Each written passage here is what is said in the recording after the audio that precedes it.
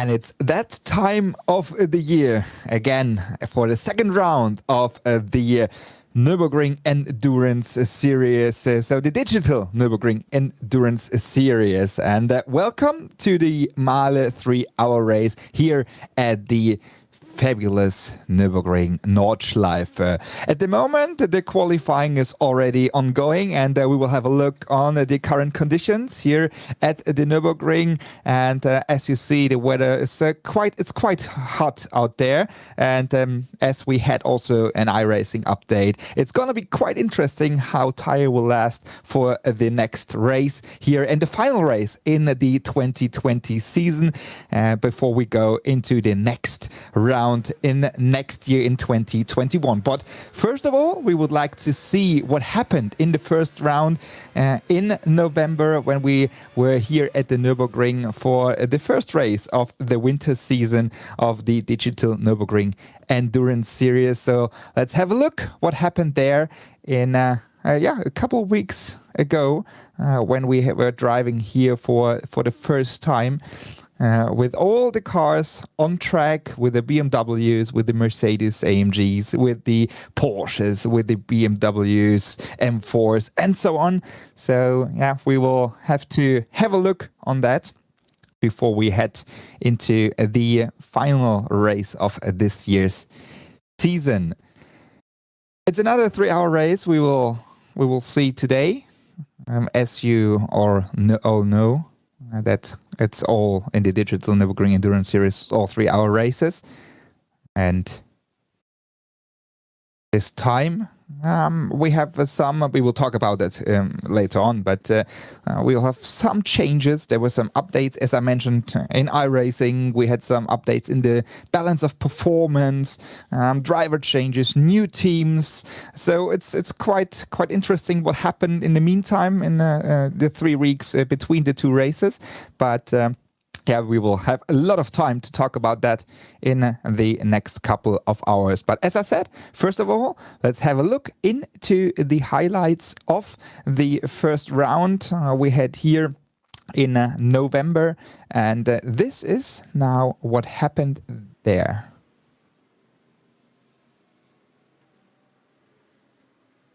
At the Nürburgring Nordschleife.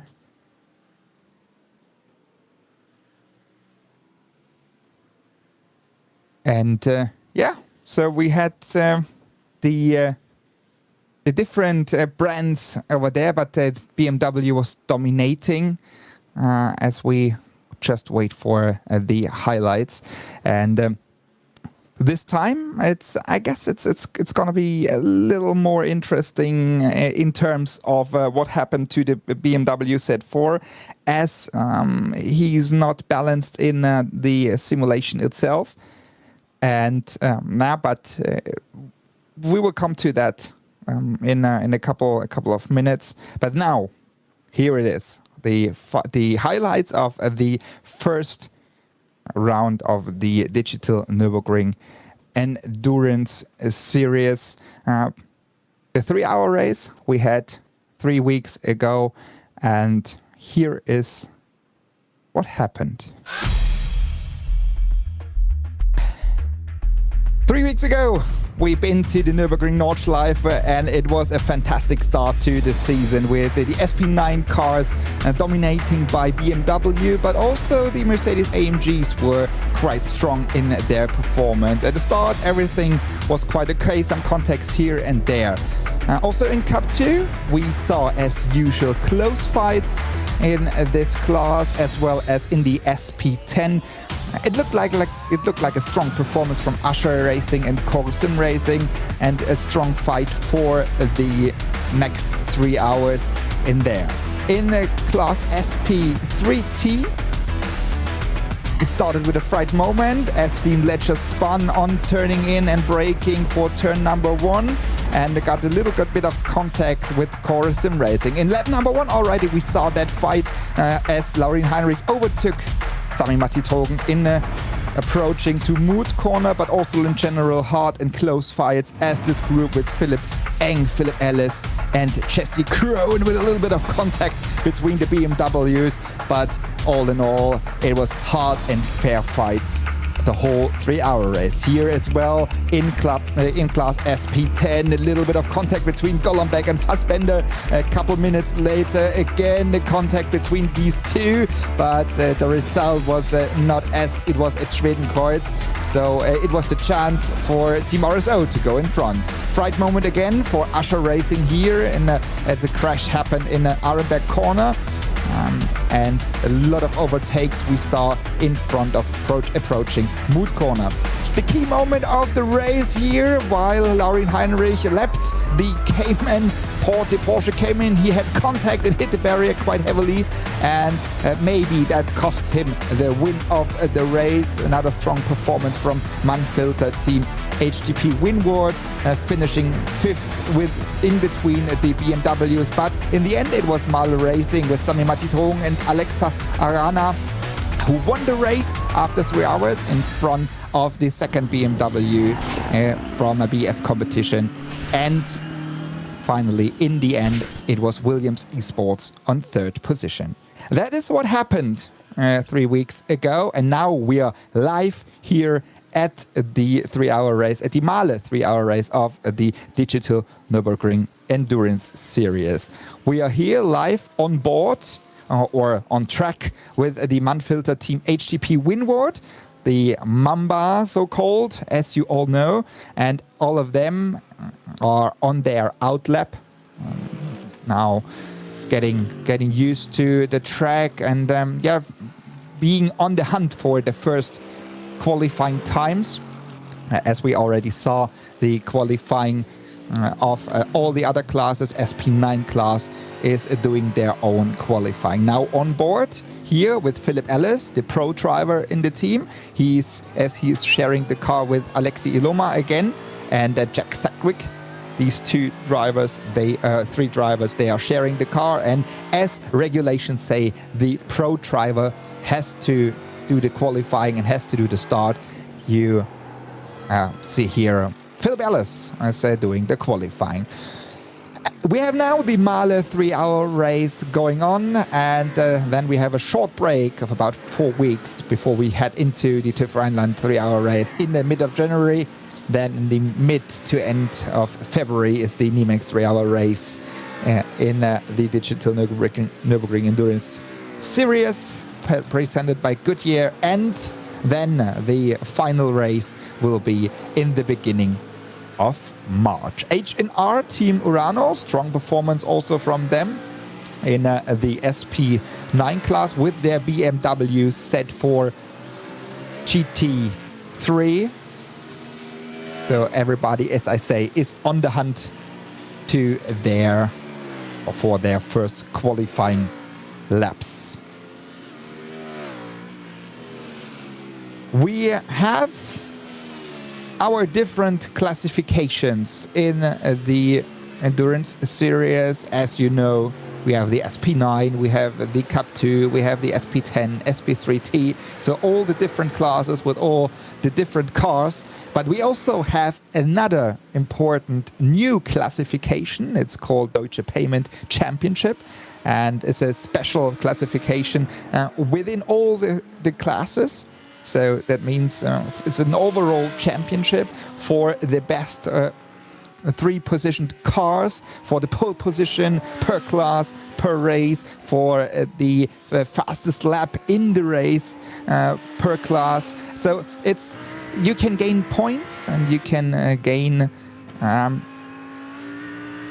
you can be qualify in this classification for these criteria, and in the end the Deutsche Payment DNLS Championship classification. You can win for the first position 1,500 euros. So the best position car within all the classes. So overall, it's not only SP9 or not only Cup 2. So overall, you can win 1,500 euros. Second position is still 750 and third 250. So it's quite a nice classification because it means you not only have to be the fastest and have to win every race, you have to have a look on your incidents, so off tracks, contact with different cars and so on. And it's quite an interesting classification we have there. So you should keep an eye on that as well. At the moment, in this classification in the Deutsche Payment DNLS Championship, 3h Racing is leading in front of MAHLE Racing Team. So it's 2 or 3 different classes. So we have 3h from the Cup 2 class leading. Then we have MAHLE Racing Team from SP9 in second. And in third position, or sharing second position with MAHLE, is Team RSO from the SP10. So you see, it's quite interesting. But coming back live here, as we have only 4 minutes left in the qualifying, MAHLE Racing Team. So they are leading again the standings at the moment with a 757.914 in front of their sister car, let's say, with the BMW Z4. It's a different team, but it's the same car. BS competition. It's the 89 car, which is shared by Laurin Heinrich and Rainer Talva. So we just talked about that in the highlights with the unlucky punch they had in the Arenberg corner. And on third position, it's here Core Sim Racing GT3. With the starting number 3 is Sindre Setsas and Carl Jansson. They are sharing the car at the moment. So that's the standings. Currently standings in the SP9 class, while Core is coming back to pit lane. And Butler Pal Racing Motorsport, they are in all the classes. We had in the interview in race number 1, we had René Butler, so the team owner, and he was talking about his engagement in the different classes. So it is quite interesting because as they are coming from real racing, going into sim racing, and they connect everything. Connecting everything is also Manfilter Team HTP. They are quite strong in the sim racing, coming from the real racing as well. As I say, Philip Ellis is behind the wheel at the moment with a strong 5th position. So they are right in between the BMW Z4s. In overall, we have 13 cars in SP9 class. We have 12 in Cup 2, 14 in SP10, and we have 8 cars in SP3T. Makes an overall of 47 cars for this race here, the MAHLE 3-hour race.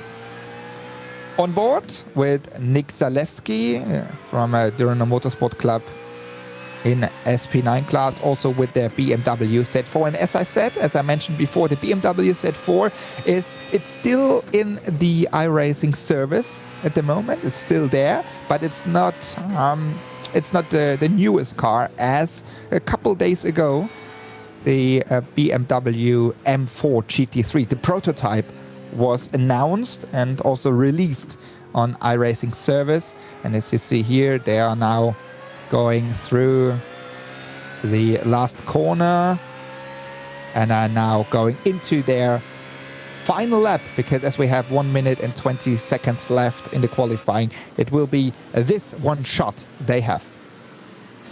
So the BMW it's still in the iRacing service, but it's not supported anymore, and therefore we have the M4 GT3, and we see all the drivers from all the different classes and all the different cars on the split screen now, which is a very nice feature we have there, all in the Zoom meeting. You see them, they're fighting or chilling. So some of them are driving and some of them are chilling because they just finished their they're qualifying the different classes. But when you see on the lower right, you see there's Schnitzelalm Racing, and they are on the racetrack. They are on the real racetrack. They brought their own simulator there, and I think they are at Portimao. It should be at Portimao testing, and they are racing in the pit lane, which is quite funny. So maybe we have one of them here in the interview booth as well. On board with number 101 is the team Heusingfeld Mercedes AMG GT3, and they are currently in 6th position, right behind the before mentioned Manfilter team HTP Windward. So at the moment it's MAHLE in front of a BS competition core team BMW, the current champions of the championship, so last year's winners. Manfilter in 5th, Heusingfeld in 6th. Keep on Racing, a strong 7th place. H&R Team Urano on 8th position. BS competition number 90 car. It's a new car, is Robbie Foley. Weizgewisser sharing the car there. They are in 9th. Schnitzelalm, I just mentioned, with Marcel Marcevic in a 10th position. So that's the top 10. But last but not least, I would like to mention the M and J performance, which means Marek and Jan performance. It's a very last minute entry. We had Marek Böckmann and Jan Philipp Springop. They are here last minute going into the championship, into that race.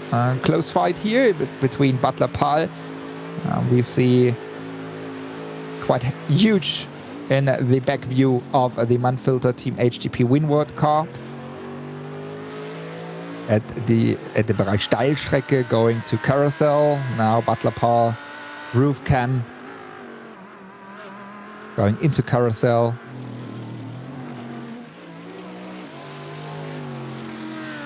All the cars being on a fast lap now, they are allowed to finish that lap.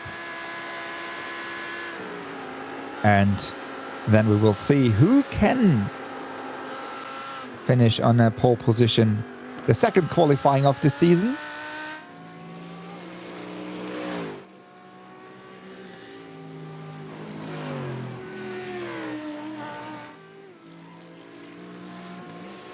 The moment, as we see here, Manfilter, they are fighting to gain. They are about 4 seconds off the pace of MAHLE. The MAHLE is strong again with BS competition, both under the 8 minutes.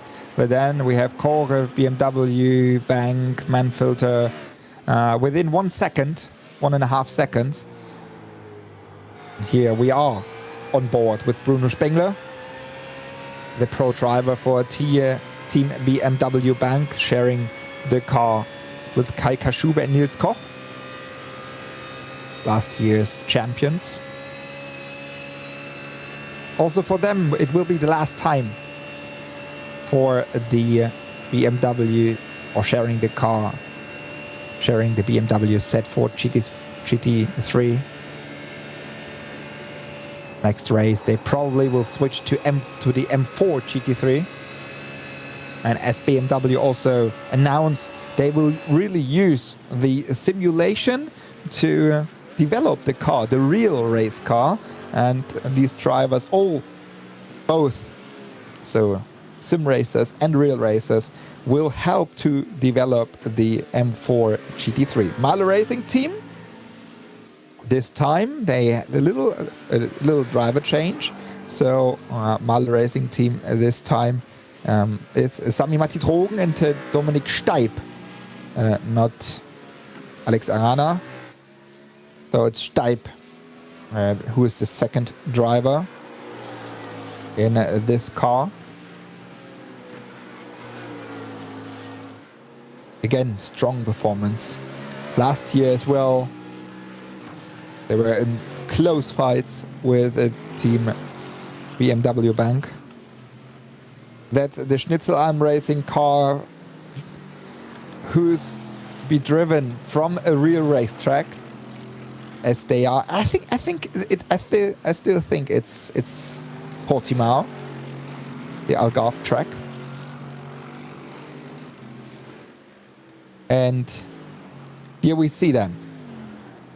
So here they are, driving the car, and we see in the background their BMWs in the pits. I think they will have lunch break now. That's why we see the cars there. Later on, we will see them not standing in the pits. They will be on the rear racetrack. Yeah, as I say, I think it's Black Falcon in the background. So, and as they have their final test of the season, I saw Nico Bastian, who's not driving the DNLS this time because he's testing at Portimao, so for sure it's Portimao. So, but here we are at the Nordschleife, and we see at the moment from Schnitzelalm Racing Marcel Marcevic on a 10th position.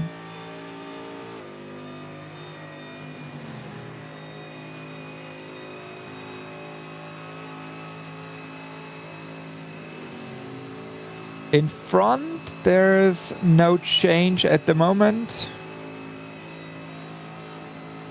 as we have thumbs up there from Schnitzelalm, as we still have MAHLE in front of BS competition. And a new fastest lap from MAHLE, 7:56.9. Also a new fastest lap from BS, but still slower a little bit, half a second, and 7:57.4. Mannfilter, they cannot improve. Heusingfeld could improve. Schnitzelalm jumping from 10th position into 7th position now. So, very strong performance from this team. And we have Nico Bastian. It's Nico Bastian watching, and the Schnitzelalm driver. So, I think that is passion to getting ready for the real track, but also watching what is going on at the Nürburgring, the digital Nürburgring Endurance Series presented by Goodyear. That's cool. That's really cool to see these guys. But here we see the new entry, the number 90 BS competition on 10th position at the moment in the Hohenrhein chicane. So a couple of corners, one right and then one left turn before they are back at the start and finish. And then we can see if they can improve. Still 10th position. No, 8th position. So they could improve. So Schnitzelalm back to 9, and they keep on racing in 10th position. And that should be the finish. Everybody, here we go. M&J Performance. Marek Böckmann is the driver at the moment. I think it's either way because both are pro drivers. So Böckmann is pro driver, knowing very well the Nürburgring Nordschleife, as well as Springer is a pro driver, driving the GT4 Germany Championship. In 12th position, they are, with 8 minutes, 6 seconds, 0.524. Let's keep on racing, but they will go back to pit lane. Yes. That's it.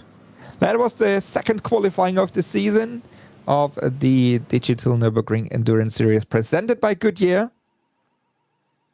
Now we have only a couple minutes to go before we go into the MAHLE 3-hour race. And before we head into the MAHLE 3-hour race, we will have a look to the starting grid. MAHLE Racing on pole position in front of BS Team BMW Bank on third, front of Chorus Sim Racing GT3, HNR Team Murano, and Mannfilter Team HDP in 5th and 6th. 7th is Mercedes-AMG Team HRT Heusingfeld. Then we have the new entry BS competition number 90 car with their BMW set for GT3. That's the top 8 we see here. So again, a strong performance from the BMWs, as we have in the first 5 positions. It's all BMWs, and we have 2 Mercedes AMG, and we have in 9th position Schnitzelalm Racing, Keep On Racing on 10th position. Then Dürener Motorsport Club on 11th, 12th MNJ Performance. Then 13th position Mercedes AMG Team HRT AM Solutions, in front of their sister car HRT Team Bilstein. New entry there as well. Mauro Engel is the driver, one of the drivers, sharing the car with Danny Giusa. NIMEX Race Cars Esports on 15th, 16th position. We have H&R Team 5-star, and last but not least in SP9 class, Butler-Pahl Motorsport. That's the SP9 class going into the Class Cup 2. H2 Performance SRT on pole position there in front of Usher Racing and the SimRC Cup 2. MRS GT Racing at Deutsche Payment in 4th. At 5th is a Team Nürburgring Esport Lounge. Eibach Sim Racing, SE Motorsport, Butler-Pahl, Rennwelten Pro Team, Wolf Motorsport Sim Racing, and Deutsche Payment at Race Union. Mark Henrizzi is the driver there. Going into the next class, which is the SP10, Core Sim Racing, and on pole, Undici Scuderia second, Team RSO, VRA Racing, Sim Racing, SimRC, SP10, BS Hype, Keep On Racing, and Schnitzelalm Racing Youngsters. It's the top 8 we see there. Going on with the 9th position car, which is the AMC Siegburg on 9th. BS Racing Esports Black, Mühne Motorsport Sim Racing, Race Tech Performance, and EPS Rennsport Esports is 13th position in this class. And last but not least, we have the class SP3T. Team Heusingfeld, again, another strong performance in front of Sim RC, Frozen Speed Full Send Racing, SimRC SP3T Pro Sim behind there. In 5th position is Raceline Sim Sports, Low Grip Racing Team in 6th, Bernina Racing Team in 7th, and SHK Racing Yellow in 8th position. As I said, we have in total 47 cars in all the different classes. They will start now for all those who are not regular viewers. And they will start with gaps in between. So we will start with class SP9. Then we will have Cup 2. Then we have SP10. And last but not least, we will have the class SP3T, as we saw them also in the starting grid. And now everybody is getting ready for the first group in the second race. This is the MAHLE 3-hour race of the Digital Nürburgring Endurance Series presented by Goodyear. That's the view to all the buildings, the pit lane building and the grandstands, Mercedes Arena, all the landscape around the Nürburgring. The Green Hell, they will ride through the Green Hell in a couple of minutes. It should be around 1 minute before we head into the start. And we are currently in the so-called gridding. So everybody is filling up the fuel tanks. And also there we had a couple of changes. We'll have enough time to talk about that in the next couple of hours. So now fuel the cars up, getting ready for everything. And then we see here everybody is in grid. One car is missing there at the moment in SP9 class. See, there's a little gap. Should be the Bilstein car. Mercedes AMG team HRT Bilstein. And they are now getting ready. And in a couple of seconds, they will start moving.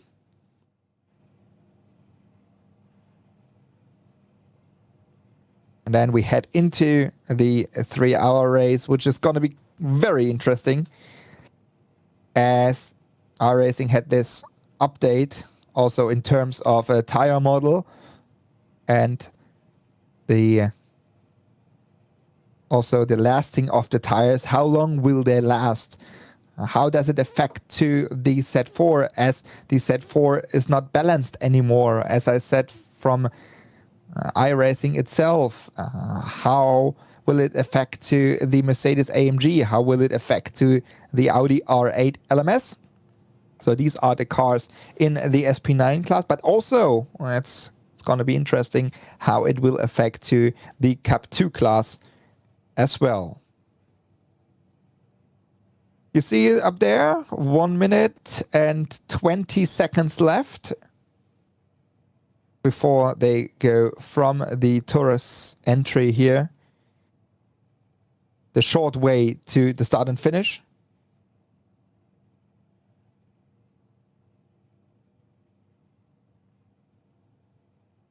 Everybody is in grid. Here we go. Here we see front left. That's the MAHLE Racing team. And that's the first position car, the pole position car in front of BS Competition.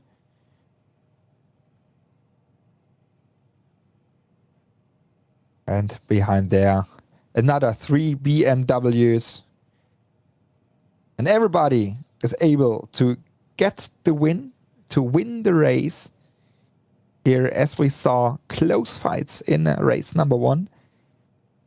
Hard fights, contacts.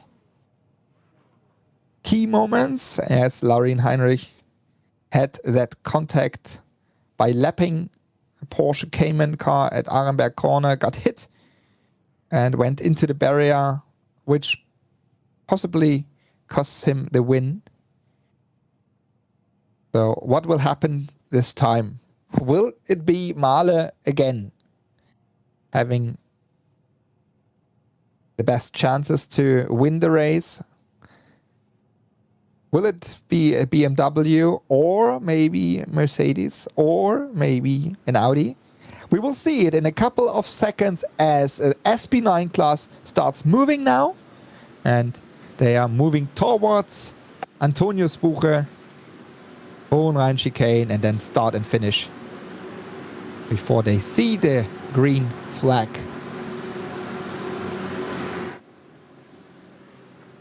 Or the green lights. The leading car is in front of that group. And then as soon as the leading car will go into the pit lane, it's up to Sami Matitrogen to keep the speed and to start the field into the 3-hour race. Here we go, Hohenrhein chicane, everybody is close together, you see some gaps in between, everybody is doing their own strategy on that. So maybe to gain already at the start.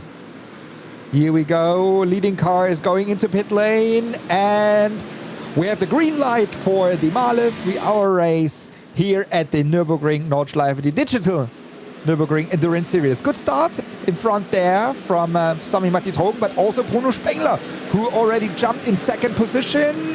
Laurin Heinrich on the outside tries to stay in front, but also Chorus Sim Racing in behind there already gained the position. They are now in a close fight with the BMW Bank. Manfilter still in 5th position. Everything looks fine at the moment in the Mercedes arena. No contacts, no crashes. It's now all the real pro drivers doing the start.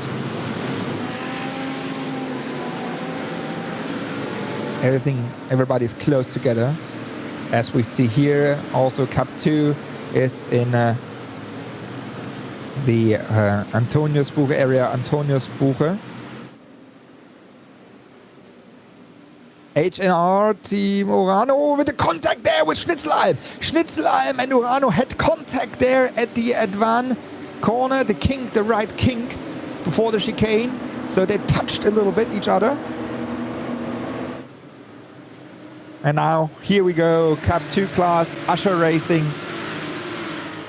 H2 performance in front of Usher Racing there, and we go green there, green in the Cup 2 class. A good start from HN2 performance, but a very bad start from Usher. They already have to defend against Deutsche Payment there, MRS GT, also Team Nürburgring Esports Lounge.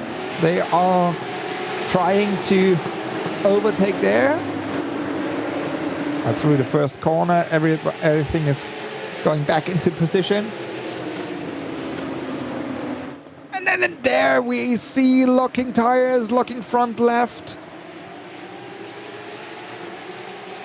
And it should be all around Butler, Pahl, Eibach sim racing there. Which is not very good when you have already locking tires in the first lap. Here we see class SP10.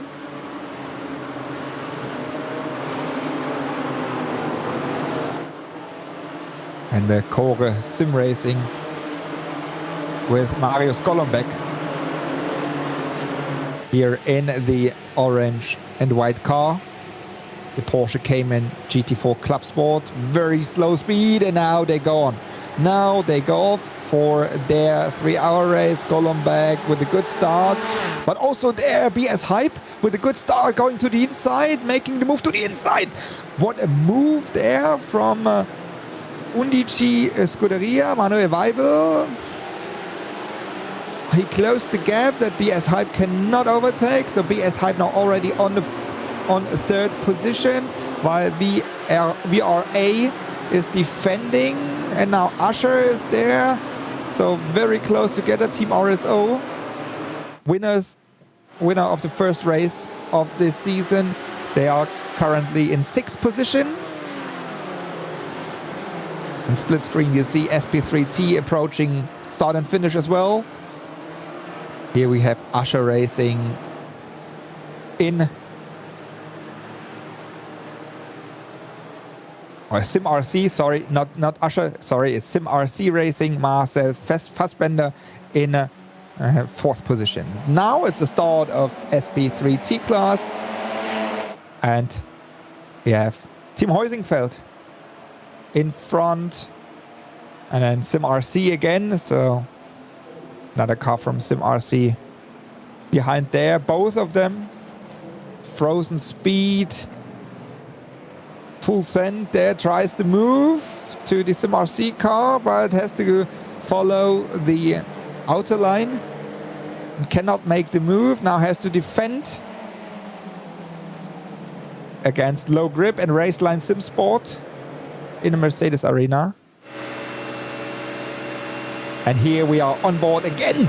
Same situation as we had 3 weeks ago. Again, Laurin Heinrich tries to move on the outside, approaching Mood corner to Sami Matitog. It's exactly the same situation we had, but now this time Trogen could defend his position, his first position, and Heinrich has to step back behind the MAHLE Racing Team car, the BMW Z4. But again, he's faster in lap number 1. We had exactly the same situation also, for sure, gaining because of the slipstream they have. Now on board, Laurin Heinrich, BS competition. There you see from the back camera, the gearbox camera, that speed they go through Hohe Acht.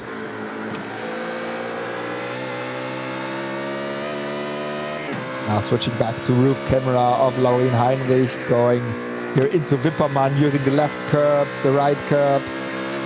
There you can see it from Laurin Heinrich into Eschbach. Here there's no way to overtake at the moment. Then approaching Brünnchen. So here they are, Brünnchen. And now going into ice corner, but there's no way to overtake at the moment. While we see a replay here. No, keep on racing. Contact there, keep on racing with, it should be the BMW from Butler Pahl, I guess. They had contact in Moot corner. So with the unlucky end for Butler Pahl ending in the barrier.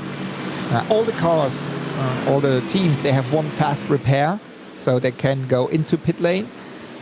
Either way, so both in on their own engine power or by towing the car. So when you escape, the car will be towed, so it will add a little bit of time for going back. And then they can do the fast repairs. The car will be repaired very quick. But the next lap after the fast repair, they have to come back into pit lane and have to do a 5-minute penalty stop. So they have to go into pit lane, have to wait for 5 minutes, and then they can continue. Here now on board with the BMW Z4 GT3 of H&R Team Urano. At the moment, Max Hesse is the driver, so the BMW Junior. He is following Philip Ellis. We are now on board with him here with the gearbox camera. Going into Antonius Buche. Well, he's too far away. Maybe he can try the move on the Nürburgring Grand Prix circuit, but here now there's no way. Ellis over the curbs. You see, he's really pushing hard.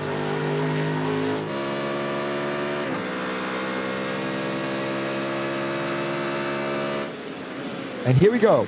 Lap number 1. And we see a change of the first position. Laurin Heinrich made the move in turn number 1 against Sami Matti Drogen, both side by side. Again, turn number 2. And now it should be done by Heinrich. Heinrich is the new leader of the race. And so we have BS competition number 89 in front of MAHLE, Core Sim Racing, Team BMW Bank, Manfilter, Team HTP Winward, H&R Team Urano, Mercedes AMG, Team HRT, Heusingfeld, Schnitzel A, BS Competition 90, and Keep On Racing are in Vision. These are the cars we have here in the top 10. But now it's Sami Matti Drogen following Laurin Heinrich.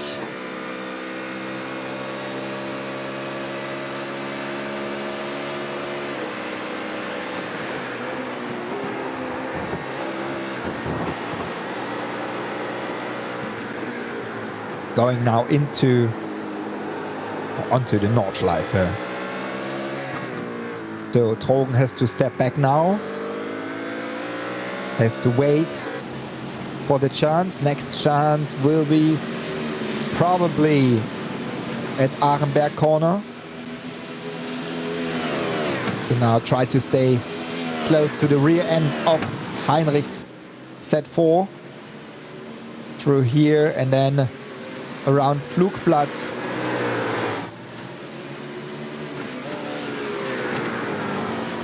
Until Schwedenkreuz, and then maybe trying the move at Arenberg corner, but also Heinrich is clever enough to defend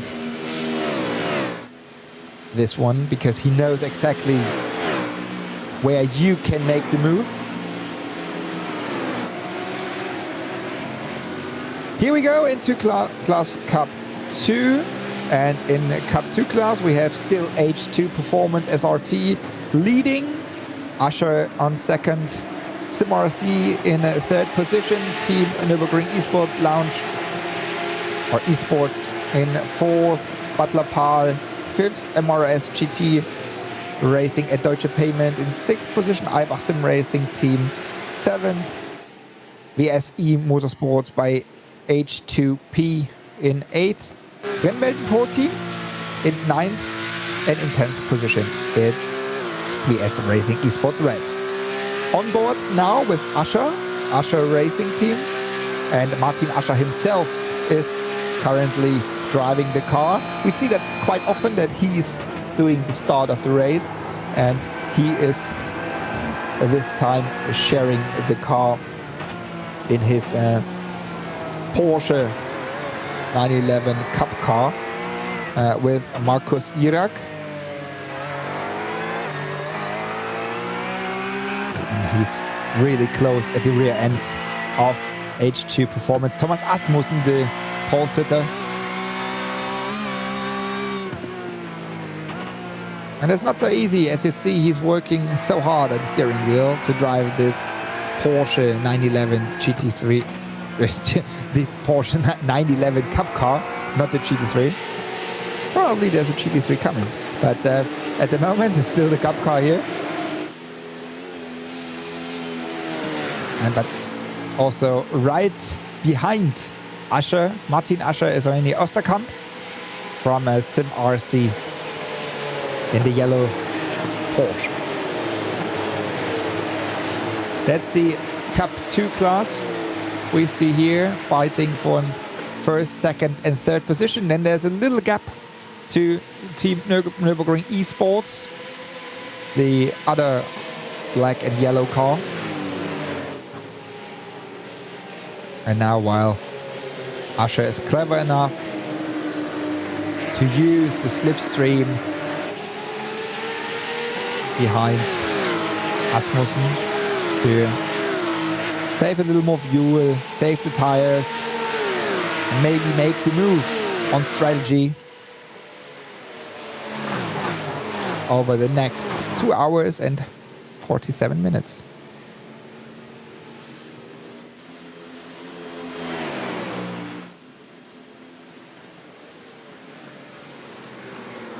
Split screen again, and we see still Sami Matti Drogen at Steilstrecke. He is at the bumper of Laurin Heinrich. It is the other way around now, but Drogen is making pressure onto Heinrich and using the slipstream here as well. And Heinrich, he cannot go away. So he is there and he's not much faster. But you see the high level performance they show. Going into class SP10. Here on board with BS Hype. Seeing on the 4th position, seeing Team RSO, so the last race winners in their back now. Also here we see them fighting at the area of Schwedenkreuz. It looks like that the RSO and Niels Carstensen can maybe go quicker, tries to move there at Arenberg corner, but has to step back, going down now into Fuchsröhre.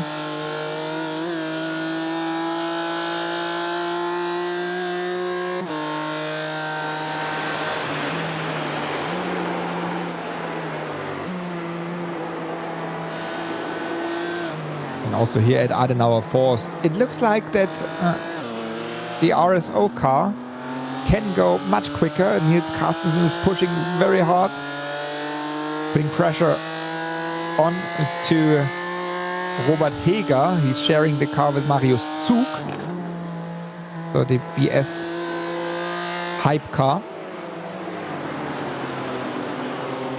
Here we see them. And in front of them, we have the Sim RC car. Also, Sim RC is in all the different classes. And that's the fight for 3rd, 4th, and 5th position.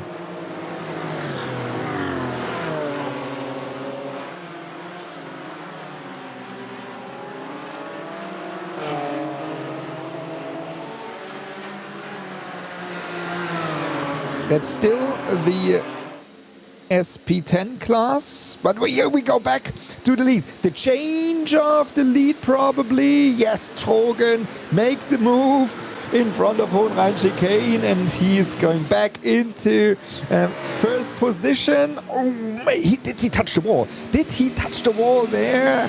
Exiting Hohenrhein-Chicane. Again, Heinrich trying the move on the outside now. Start and finish, side by side, close together. Guys, we are only 17 minutes in the race, but it's still a fight here. Close together between the BMW Z4 GT3s. And now again, Heinrich is pushing very hard to put pressure onto Sami Matti Trogen. Here we see them in the Mercedes Arena. Both of them, they are so-called hybrid racers, so they are doing both sim racing professionally and also real racing. Trogen is already experienced in the Nürburgring Nordschleife and on the real track. And Heinrich, he is the rookie champion of the last season, of the 2020 season of the Porsche Carrera Cup Germany. Making the move from Formula 4 into the GT cars. I think it was the best decision he just made, because it was okay when he did Formula 4, but then he just kind of exploded when he stepped into the GT cars. Also, Trogen is experienced, very experienced in the real racing world, but now they show off here again in the digital world how you have to conquer the Nürburgring Nordschleife. It's always just candy how when you watch them, how they just move and go with the car through the green hell.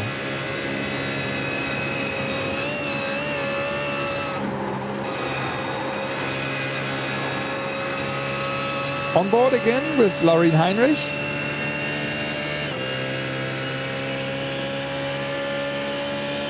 In the slipstream of Sami Matti Trogen. And as I say, we are about 19 minutes in the race. We expect the first pit stops after about 1 hour, a little more than 1 hour.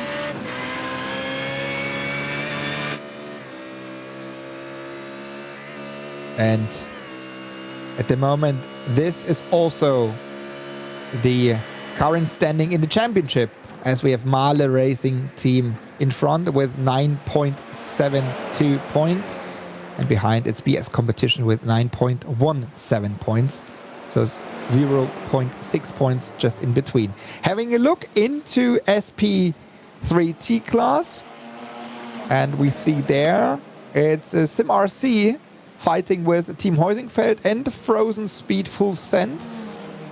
So again, these cars already well known in the DNLS. They are fighting again for first, second and third position, going now into Brünchen.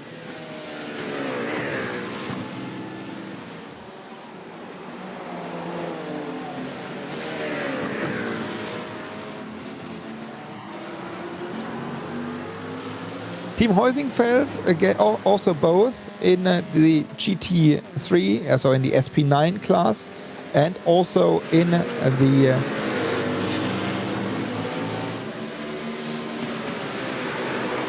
SP3T class. And we are back here in the fight for the overall first position. MAHLE Racing Team still in front, and now again, it's now again here we go into the area of Laurin Heinrich. Now, as we just passed Bergwerk, he's now in the slipstream. Can he make the move again, approaching Moot Corner?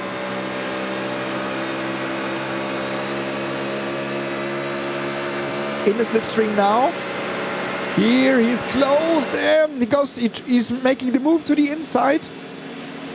More speed. Can he make the move? Trogen is still there, but Heinrich again in front. So what a race it is so far for the first 21 minutes. Guys, we have 21 minutes. We have 2 hours and 39 minutes left. Crazy. It's just a crazy race already. And these guys here fighting for the overall first position. Behind there we have, with a little gap, Cora Sim Racing, then another gap, and we have Mannfilter in 4th position. While we see here in SP3T class, Heusingfeld makes the move on Sim RC, and they make it. So new leader in SP3T class is Heusingfeld, Team Heusingfeld, with their driver Patrick Kubinci. Behind there in the Sim RC car is Felix Luding, and then Steen Ledger in the Frozen Speed full send car. That's the guy we saw in the highlights spinning in lap number 1 in turn number 1. But now, this time, he made it, and he's in the 3rd position now, fighting with these guys here. Felix Luding, we are on board with him. And in front there is Patrick Kubinci in the typical Heusingfeld colors. Team Heusingfeld, a couple of years already in their typical colors.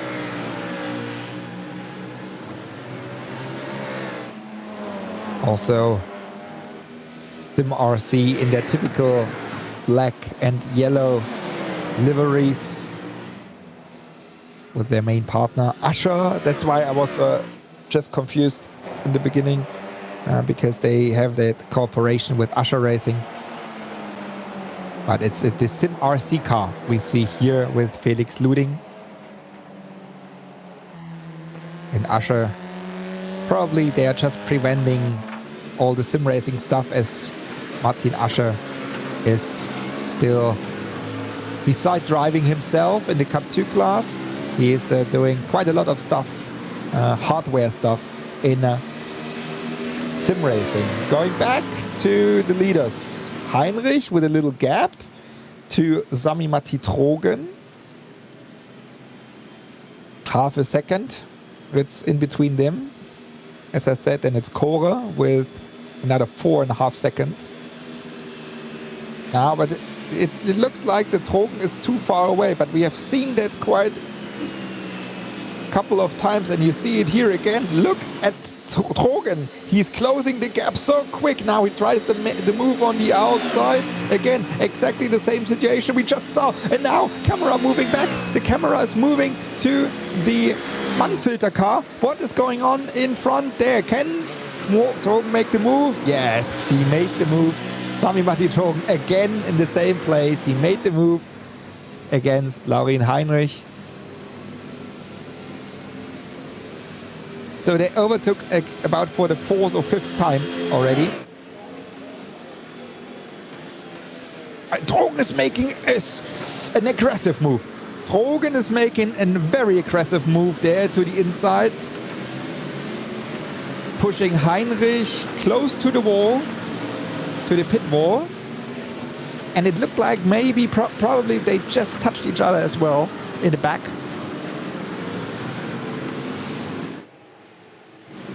As I just said, it's a fair fight. It's very close together and a hard fight in between them. But the car of Heinrich, we see here, the S competition looks okay. So there is no damage we can see so far.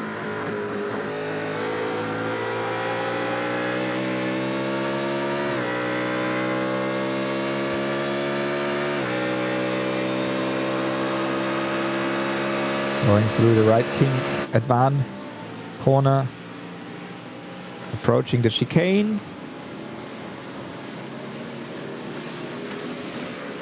And now they go back to the Nordschleife, as we see the replay here of Trogen making the move on the outside again. Exactly the same situation we had, and no chance for Laurin Heinrich. to defend and just stepping in behind Sami Matti Drogen, trying to make the move quickly again, also here at the end of start and finish. But as you know the result, Drogen is still in front of Laurin Heinrich. On board with Adam Christodoulou, Mercedes-AMG Team HRT Housingfeld. It couldn't be worse, that long name of the team. Adam Christodoulou is also professional racing driver. I think he just extended his contract with Mercedes-AMG, and so the real racing pro driver, winning 24-hour race in 2016. He's driving the Housingfeld car, and he's sharing the car already a long time with the guys. Jan Sendkowski, Mats Torgo Hutzfeld are his teammates. And behind there we have Marcel Marcevic in the green Schnitzel Alm car, also professional racing team, as we say. Marcevic is at the moment at Portimao, testing there, and now racing here at the Nordschleife. That's only possible in the digital world. Being on a real racetrack in the Algarve at Portugal and driving at the Nürburgring Nordschleife in Germany.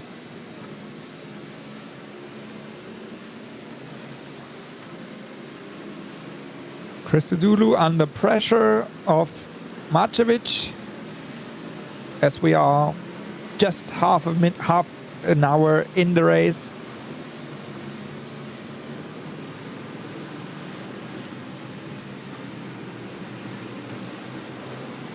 And we have a look into Cup 2 class. Butler Pahl here in the infight in Antonius Buche approaching Hohenrhein chicane. There they had contact with the unlucky end for Butler Pahl, ending in the barrier. He tried the move, and it was Till Norvik going now straight into pit lane. So luckily he was in front of pit lane, but probably we'll have to do the fast repair. Yes, he will do the fast repair, and then he has to wait or come back next lap for another pit stop. As I mentioned before, the rules are if you use your fast repair, you have to come back one lap after that into pit lane and have a penalty pit stop of 5 minutes. And you cannot combine this pit stop with a real a standard pit stop. So you just have to do the penalty, which is a big shame for the Butler Pahl team, because they're currently second in the Cup 2 championship behind Usher. And here we see T in a class SP10.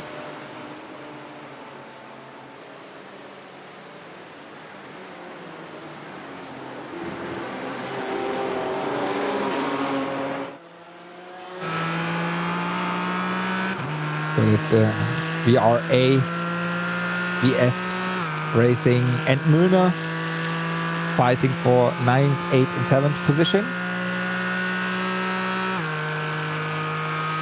On board now with VS Racing Esports Black. Seeing there the blue and white car, that's the Mühlner car, and in front is the VRA Racing BMW here with the green mirrors.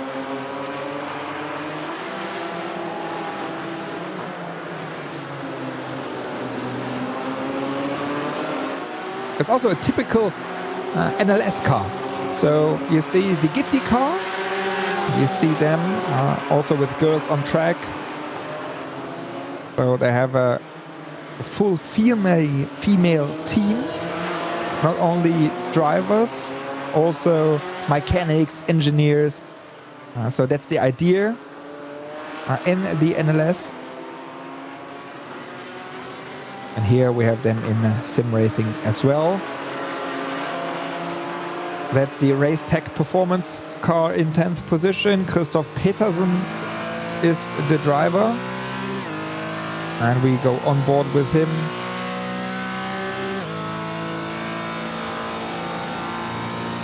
They are at the moment in a 10th position also in the championship.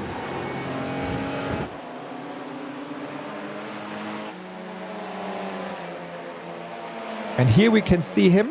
That's him. That's Christoph Petersen. We just talked about him. And he is driving with an VR, with the VR glasses. So most of the drivers, they have a dribble screen in front of them. But it comes more and more that you see these virtual reality glasses. And he is one of the drivers here using these glasses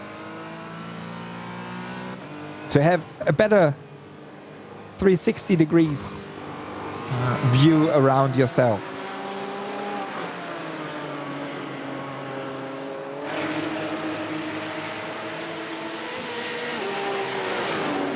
Then we jump back into Cup 2 class. Team Nürburgring Esports here with the black and yellow car.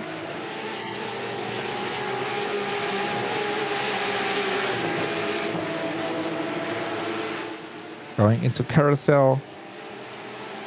And Sebastian Fiedelak, that's the driver. He's not driving at the moment, I would say. It must be René Kirchhoff now. René Kirchhoff is the driver at the moment. As Fiedelak just took off his VR glasses. René Kirchhoff also driver for Nürburgring Esports. At the moment, they are in 4th position.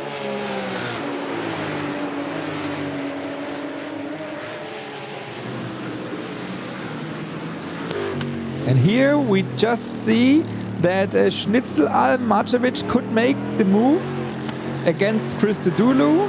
Christodoulou now in 8th and Marcevic now in 7th position. So they changed position. A couple minutes ago, we just saw them in the other way around. But also, we saw that Marcevic was pushing and could go probably faster. And now he just made the move. And probably he goes now to close the gap to H&R Team Urano. Max Hesse. We see just the BMW just going into the right kink there. Marcevic is also the real racing driver for Schnitzel Alm. I'm wondering if once he just finished his stint, if he jumps into the real car at Portimao and is testing. Maybe we can find that out. Maybe we can find it out if he's is doing that, or maybe he just finished for today. He did maybe the morning session. Anyways, we can see him here, and he's driving there. Now there you see the cars are on track, getting pushed back. So that is only possible in the digital world. So they just brought their simulator with them to Portimao while testing here with their real BMWs. That's Marcel Marcevic. So he's not. At the moment, he's not changed yet. Okay, his shoes, yes, but still wearing jeans and jacket. So I think he probably did the morning session.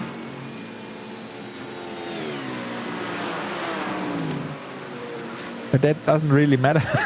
Okay, I think they also have enough fuel, so it will not be up to the fuel if they cannot make the race. But that's the wrong steering wheel, I see.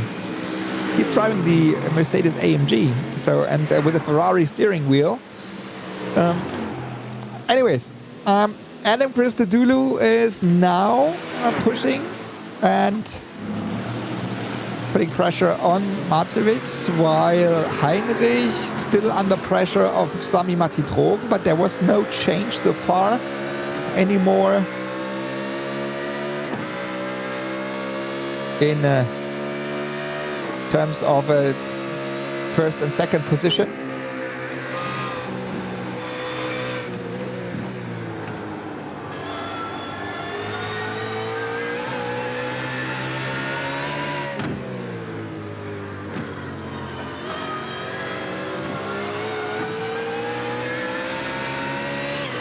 Here, there's no way to go around.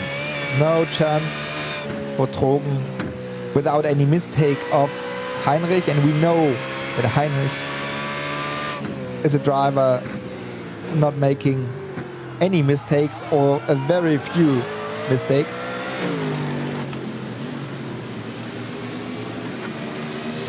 So they are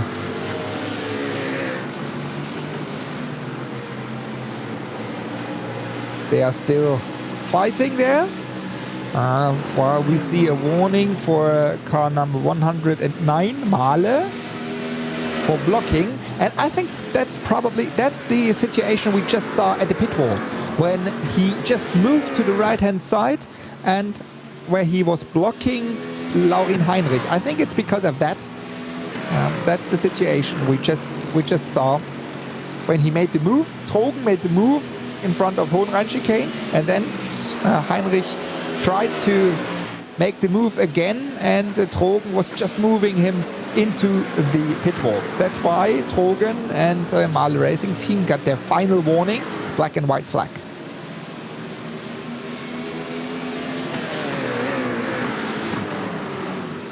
That's the current standings you see on the left-hand side. BS, MAHLE, that's the two cars we see here. Kore, Mannfilter, Team BMW Bank, H&R, Team Orano, Schnitzelalm, and HRT, Team Heusingfeld. Untitled Scuderia and Kore Sim Racing fighting for the first position in SP10. Marius Golombek in the Kore car, and here Manuel Weibel in the Untitled Scuderia car. Golombek very unlucky as they were fighting in the last race. Very hard together with Sim RC Marcel Fassbender, currently in third position. And both touched once at Schwedenkreuz. Golombek just tipped the car of Fassbender, and in the area we are just approaching here, it was the other way around, and then they both spun into the gravel in the race number one. So both were unlucky, and in the end, Team RSO, all around Niels Carstensen and Nils Lorenz, they won. They won the race. But now, this time, Golombek, we see here, he's in a first position, defending against Weibel. So the Kore Sim Racing driver.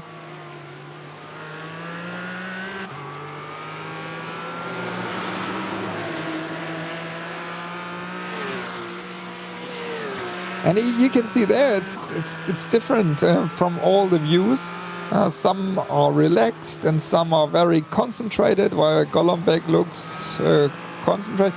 He looks a little bit bored, but when you see his moves and with the arms and his concentration, he's really pushing.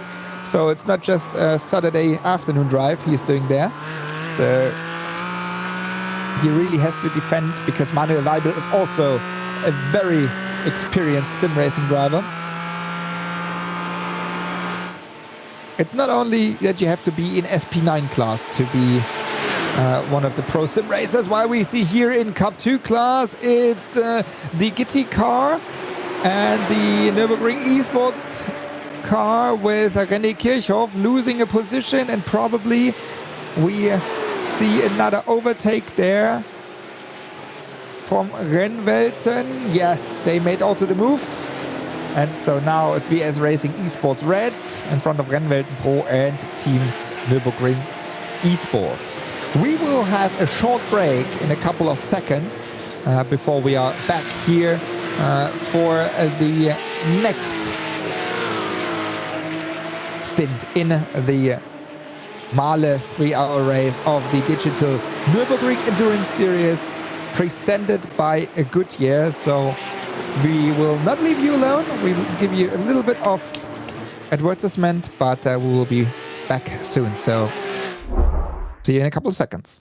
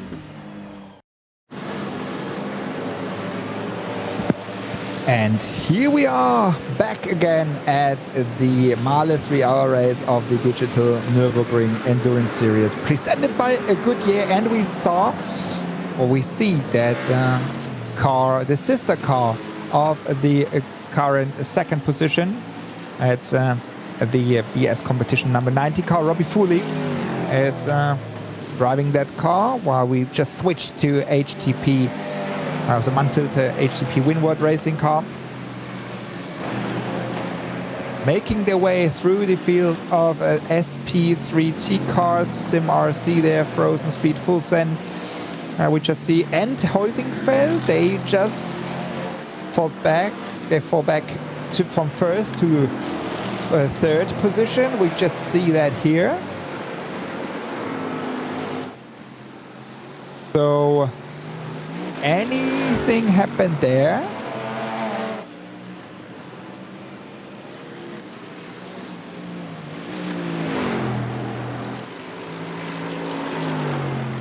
But still, with the car of the Mercedes AMG GT3 of Manfilter Team HTP, still Philip Ellis at the wheel there.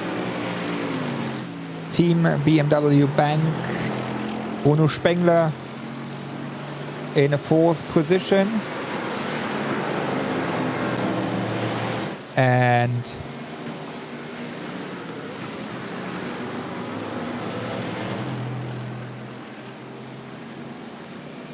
that's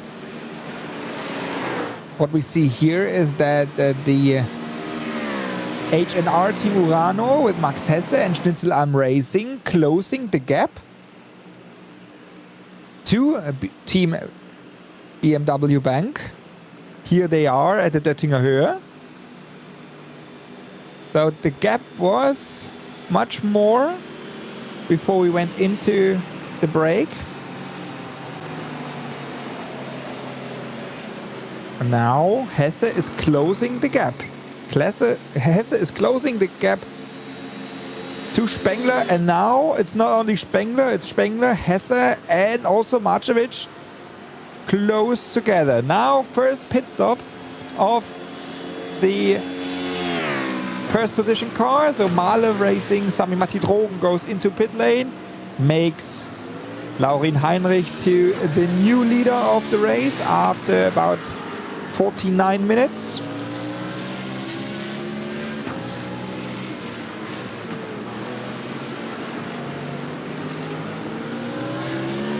And here we see Max Hesse putting pressure onto the very experienced Bruno Spengler. So it's the BMW factory driver against the BMW Junior.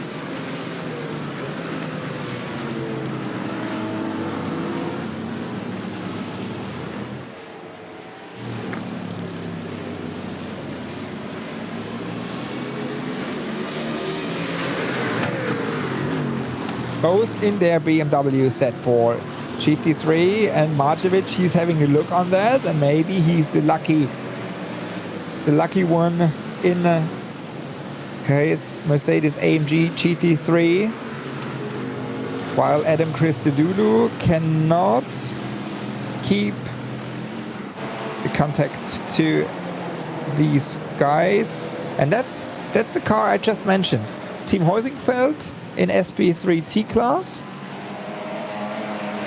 now only in a third position. Patrick Kubinci, something happened there as well. SMRC is back in the lead.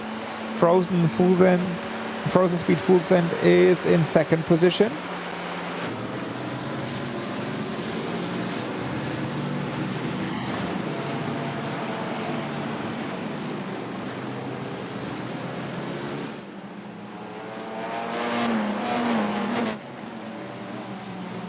And they go onto the Nordschleife for another time, as we have about 1/3 of the race done.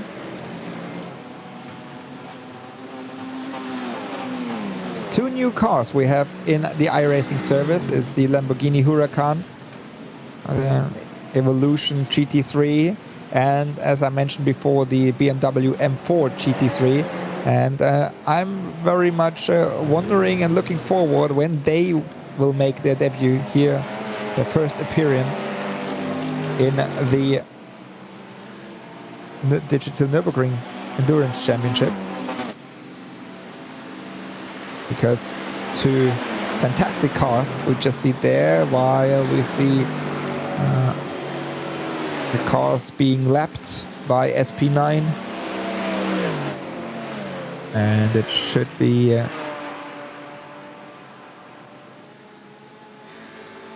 that in split screen, that's the second position car, Frozen Speed, Full Send Racing. As I just said, Dean Ledger.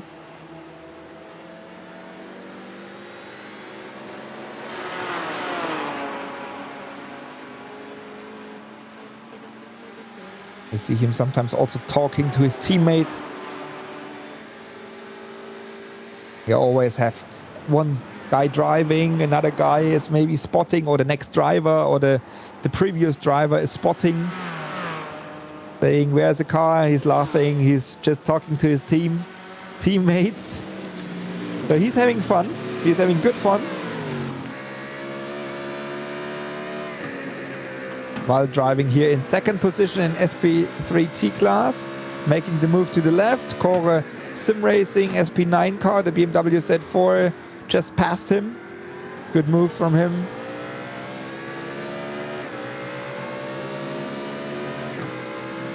And now he's again at the rear bumper of the Sim RC car.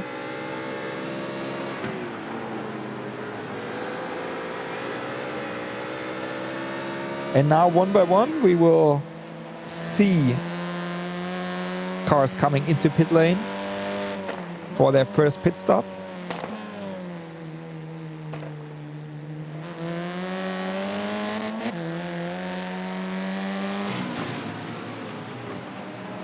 And probably we just saw MAHLE in the pit lane. He's trying to get out of the traffic because they were fighting close with the BS competition car, and making their move out of that traffic and that fight to not lose too much time while fighting. While we see here, that's we are on board with Max Hesse, and seeing him in front of him Bruno Springer. So that's the fight here for second, third and fourth position. Marcel Marcevic is the driver in the green Mercedes AMG GT3. And Spengler is under pressure. Spengler has to fight. Maybe his tires do not last so long as the tire management of Hesse was better. Now they hit, Spengler hit traffic quite well. Max Hesse had a bit of bad luck there, but look at these camera angles and you see the speed they are going around. Hohe Acht, der Wippermann here. That's again Max Hesse. I'm wondering if he's still at the Nürburgring, because I know that he moved to Nürburgring. But I don't know if he's still there, driving there, because he had his simulator at the Nürburgring. He was living in a house there, sharing with his teammates the house or the apartment. And that's the SP10 class, Mühlner Motorsport, the blue and white car, Porsche Cayman GT4 Club Sport, and the VS Racing Esports Black in the slipstream. Döttinger Höhe, here we are on board with Mühlner, the rear view, there's the VS car, close together. Now, as we saw that couple times, making the move, waving, there.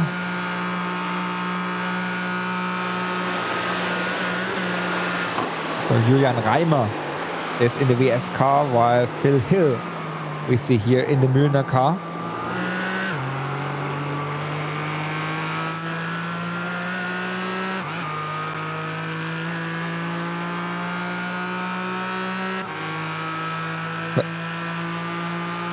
Everybody stays out on the track.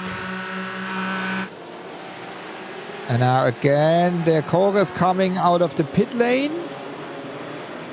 So Kore, they change probably. Pascal Stix is now in the car, making the move to Mühlner. Okay, that was a surprising move for Mühlner. Phil Hill was a little bit surprised that Pascal Stix is making that move, and now Stix tries to also overtake already Julian Reimer on the outside at the shortcut. Here we see that's the current leader as they were in the pit lane, as they did their pit stop already. Now trying to sneak in there and making the move, but also on the outside the VS car is staying there. Now the Goodyear car is on the inside for the chicane, but can he make the move? No. Steps back. He noticed that Pascal Stix in the Kore Sim Racing Porsche GT4 Club Sport is faster than him. And there's no need to fight with these guys.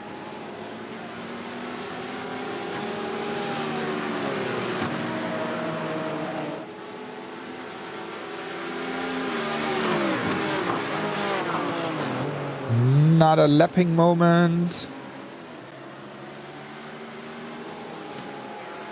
While we have now the next cars in the pit lane. Team BMW, Bank is in there, Williams Esport, Alex Arana is in the pit lane, and BS competition number 90. So everybody is now going from SP9 class into pit lane. Here we see them in the pit lane: Schnitzel, Alm, Heusingfeld.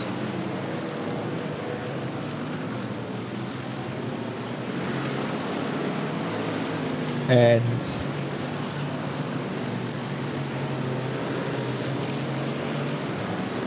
there was a very long stop for Mannfilter Team HTP Winward. They're still in the pits. No, they are out now, but they have a very long pit stop, while all the cars are around 45 seconds to 1 minute, depending on their laps they've done. They were in the pits for 1 minute and 30 seconds. They were third in the standings before the pit stop, while we are here on board with Mats Torge Hutzfeld, taking the car over from Adam Christodoulou. So now the pro racing driver, Adam Christodoulou, out of the car, and Mats Torge Hutzfeld, the pro sim racer, is taking it over. BS competition, Laurin Heinrich still on the track. Also Kore Sim Racing with Sindre Setsas still on the track. And that's the only two cars from SP9 not having done their pit stops. We are in the 7th lap.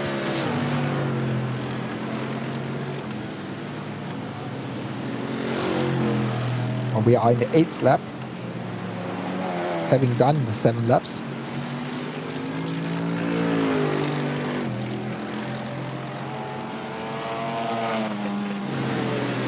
And now we just have to wait until everybody was in pit lane to have a clear view of what is the current standings. But it's not too easy, because as MAHLE did their pit stop 3 laps before BS and Kore, they are on different strategies. So that is not too easy to expect what is going on while we are here on board again with Mats Tore Hutzfeld on his rear wing.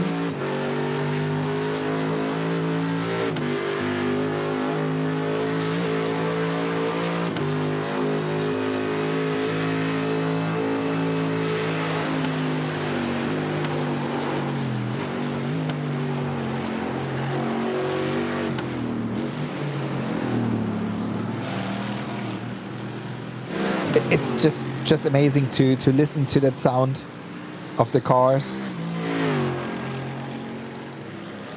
and that's why sometimes you just have to be silent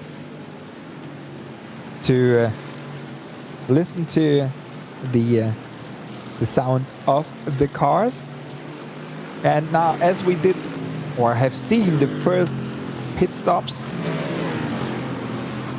we have our first guest here. So the first guest just arrived here in our commentary booth, and it's Marius Golombek driving for Core Sim Racing in the SP10 class, and now Pascal Stix has taken over the car. So Marius, welcome here.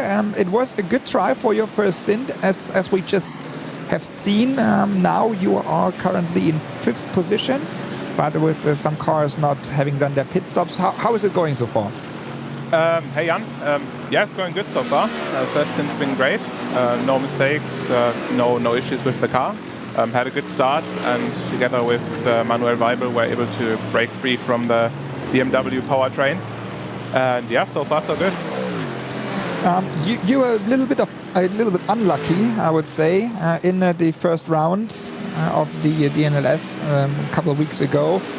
When we have a look back to that, because their fight with SimRC, Marcel Fassbender, was just amazing to see. That little touch in Schwedenkreuz when Fassbender saved the car, and then on the Grand Prix circuit, you guys just had a little bit of contact, spinning out, both of you. So that was unlucky. This time, it's again a close fight. Manuel Weibel was, or is still close at your rear bumper. But is it another approach this time, or still pushing for the 3 hours? Yeah, I mean, last time you just need to be so aggressive with the Cayman, since if you're fighting BMWs, they just have more power out of the corners, turbo engine, and then they have more top speed because of a little bit less drag.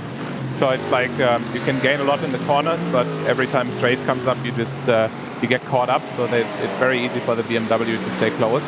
And there's almost no way for a Cayman to actually break free.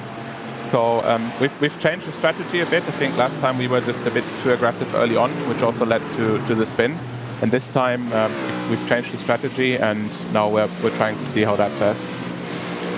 And you just are saying that the BMW, the M4 GT4 is quite strong. We had also a little bit of changes in iRacing as we had the updates, the BOPs, and so on. Did it help with your Porsche Cayman GT4 Club Sport, or was it more the other way around, that you lost a little bit against the BMWs? I think the VAP got adjusted a bit, so we now have 18 kilos instead of 13. Arguably 5 kilos doesn't really change much. I think the BOP hasn't really changed with the update, but it's overall, I mean, it's a very close category when it comes to lap times on the Nordschleife, but the cars are just so fundamentally different, since you now run a turbo-engined BMW against a naturally aspirated Porsche, and it has its strengths or weaknesses in all the different parts of the track. So. When you guide us a lap through the Nordschleife, what is your weakness with the Porsche, or what is your strengths where you can? So is it more like using the slipstream and having the attack at the end of the straight, or is it more in the technical parts? What can we see with the Porsche here in the SP10 class? Yeah, overall, I think the BMW is strong out of corners, so especially slower corners when there's a long straight coming up, like the long straights on the Grand Prix circuit, start-finish, most of all like Flugplatz, Schwedenkreuz, but especially the uphill area. So when you reach Bergwerk and Hohe Acht, as well as 3h-Höhe, of course. I mean, 3h-Höhe alone is like a second gain for the BMW over the Cayman. So that's definitely where the BMW is strong. And wherever there's heavy braking or slower corners, just the handling of the Cayman makes it better in those sections. So it's 50-50 over the last. 50-50. Can you just play a little bit also with a strategy in terms of fuel and tires? And as we just also heard that there was an update on the tire model in iRacing. So is there kind of possibilities in strategy, or is it just flat out from green to checkered flag? Yeah, for this race, we've actually also changed the maximum fuel that you can take in the car. So there's been a BOP update about that. And now both the BMW and the Caymans can take a full tank of fuel. It's a bit more fuel that the BMW needs, since it also uses a bit more. But overall, that changes the strategy to now a two-stop strategy. So I think everybody here will only do 2 stops and then swap the driver in the middle. So you have 2 driver swaps overall. And that's what we're seeing from both us and Undici Scuderia from Cedric here, who's now in the car for them. So we are in 1 hour and 52 minutes to go. So we expect one more pit stop. So will it be you again in the car for the last stint, or what is your strategy with the car, with the Chorus Sim Racing car in the SP10? Yeah, that's exactly right. Pascal will now do the middle stint against Cedric, and then both of us are going to switch drivers again for the last one, I think. So, best of luck, Marius Golombek, driver of the 301 numbered car, Chorus Sim Racing in an SP10 class. So you guys are currently in the overall standings in 3rd position. I mean, it's very close together. We just had one race. It's a little break in between now before we head into the 3rd race. But thank you very much, Marius, for taking the time while in between your stints. And crossing fingers for you that we still see these close fights as we just saw in the first hour, which was just amazing. Yeah, I think it's a good one. Undici guys are really fast, so I think we're shaping up to a fantastic race here. Still almost 2 hours to go. Thank you very much, Marius, and good luck and best of luck for the rest of the season as well. Thank you. Take care. Thank you. Bye-bye. Bye-bye. Marius Golombek, the driver from Chorus Sim Racing, giving us an insight into the racing with the Porsche Cayman GT4 Club Sport. He's not only the driver here, I don't know if we can say that, but I think so. I'll just do it. He's working for the Porsche, for the company Porsche, and doing a lot of sim racing and responsible for sim racing there, and a lot of things coming. So while we had the interview, we just saw the close fight here for the cars. We just see here Schnitzelalm, Heusingfeld, H&R Urano, M&J Performance. Once again, it's Marek and Jan, Marek Böckmann and Jan Philipp Springop. Their last minute entry, currently in 9th position, and if I'm right, it should be Springop in the car, correct? Springop is now in the car, the grey and blue Mercedes AMG GT3 in 9th position, while we have, I am missing, HTP is in the pit. HTP is still in the pit. Something went wrong. Alexei Iloma should take over the car, but anything went wrong. He's for 3 minutes and 15 seconds there. So because I was missing them, because they were 3rd in the standings, as I said before they went into the pit lane, and now they are just dropping back 24th overall with 3.5 minutes in pit lane. But I'm still wondering that Laurin Heinrich, he's still driving. We are in the 9th lap. So 8 laps done in the 9th lap of the MAHLE 3-hour race here at the Nürburgring Endurance Championship, the digital version of it. And here we see the move This is the move from Jamo Hertling against Jan-Philipp Springop on the outside at Lauda corner and then braking for Bergwerk, and he just made it around. Is Jamo Hertling also at Portimao? Maybe we can find that out as well. So M&J Performance now in 10th position, and Mats Torge Hutzfeld putting pressure on to the car. We see here the grey car of Jan-Philipp Springop, and there we see Torge Hutzfeld.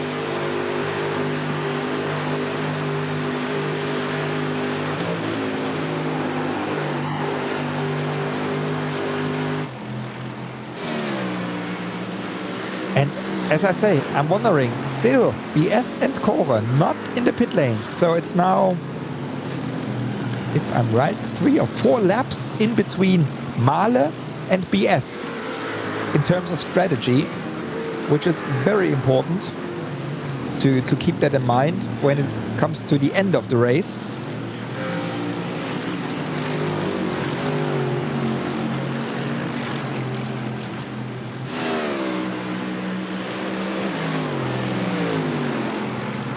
And still here, M&J Performance fighting for their top 10 position.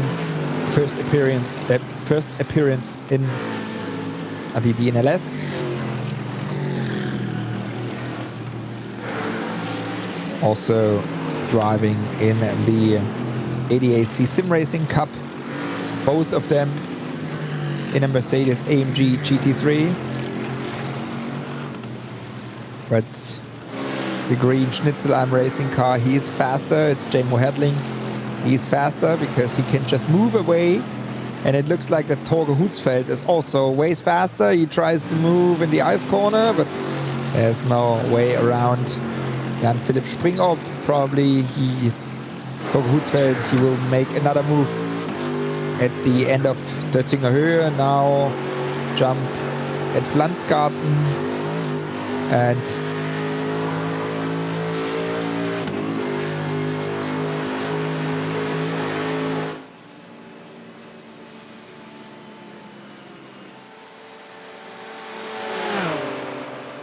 we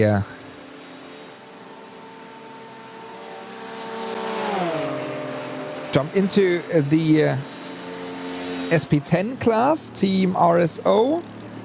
We see here. And while we see Team RSO fighting with Sim RC, it's the Gitti driver, Lukas Lang, we just saw there in split screen. Now here, Sim RC going into 4th position. Team RSO in 5th. Nils Lorenz against Matthias Schoger.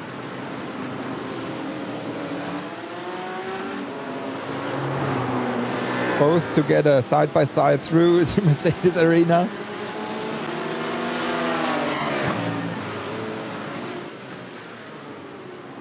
And anything happened to Mannfilter, I just have to come back. Mannfilter Team HTP Winward, while we see here still the fight, Team BMW Bank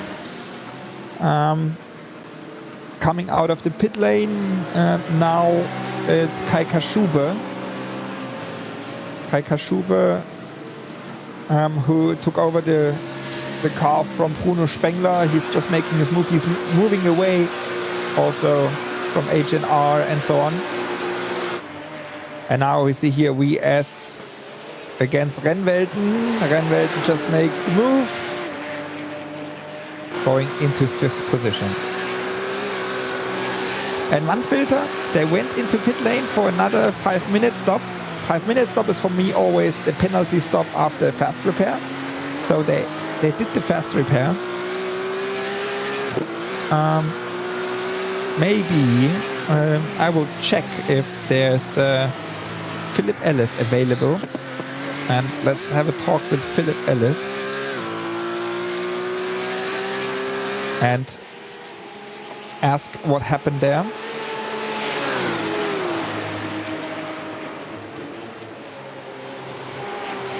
And that's the Cup 2 class.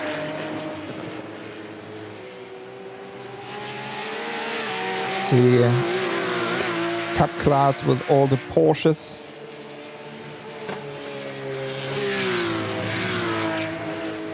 The 911 Cup cars. And still having a look on the current leader, which is still BS competition in front of MAHLE, but now they were in the pits. Okay, now because it is not possible to stay that long out, so it was my mistake. So everybody was in pit lane. It just didn't say in my timing here they were in pit lane, but it's not possible to so many laps. So it's BS competition. Laurin Heinrich still in the car. Sami Matti Drogen in the MAHLE car is still driving.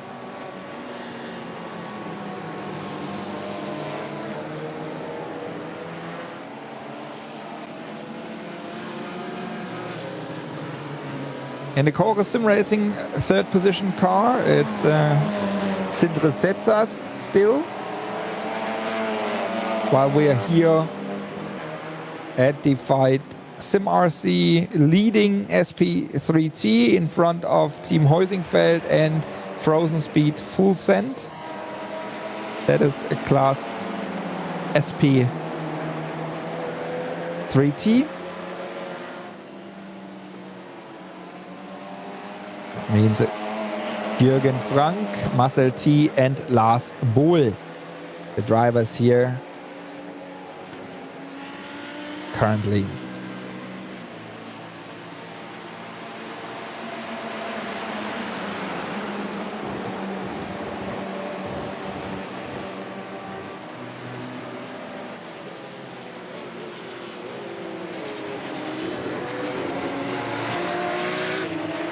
Third position car in the Cup 2 class is the MRS GT Racing at Deutsche Payment. Deutsche Payment, I just mentioned that in the intro of the MAHLE 3-hour race here. We have a special classification, the Deutsche Payment Championship. It's an overall championship in between all the classes, SP9, SP10, Cup 2, SP3T, all the classes. And there, it takes into account the first, second, third position per class, per race, pole position per class, per race, fastest lap per class, per race. So everything is counting together. And also the lowest incidence you have. And you get always incidents, as you maybe not know. While we see here the replay of the overtake of in the Cup 2 class. So Marvin Otterbach just passed Jens Hartrampf there for third position. And Deutsche Payment Championship, when you get incidents for having contact with another car or going off track and so on. So when you have the lowest incidents, you get also classified for that. And in the end, we have in all the different categories in the different classes an overall winner, and you can get 1,500 euros for the first position, 750 for the second, and 250 for the third position. So very nice idea from Deutsche Payment, who are our title sponsor of this championship there. So just coming back to that, and Usher Racing, they are currently leading in that one. So the 227 car, the Cup 2 car. So it's not all about the SP9, it's also Cup 2. So Cup 2 is leading in front of MAHLE Racing Team, the SP9, and the Team RSO SP10 car in third or sharing the second position. Also Team Heusingfeld sharing the second position. That's the SP3T car. So all the classes on the first 2 positions, so it's very close together in there. BS Hype is the current leader in SP10.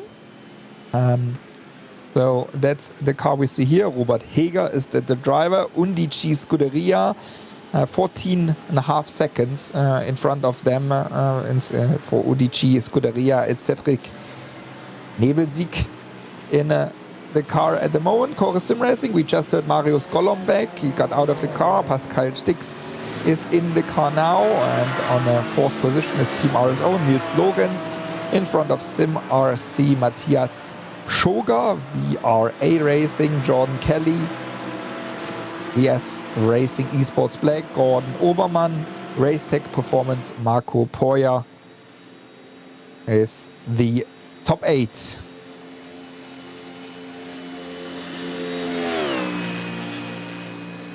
Here we see in the background, that's the Chorus Sim Racing car. It's the 3rd position car. And RSO here, Team RSO, Niels Lorenz. And then we have Sim RC, Matthias Schoger, as just mentioned,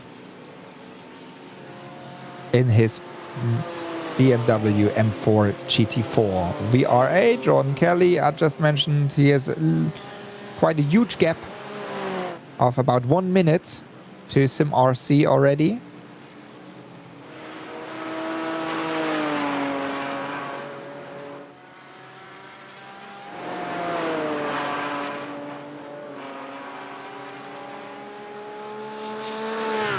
After around halfway through the race, everything is quite settled, and we have quite a stressful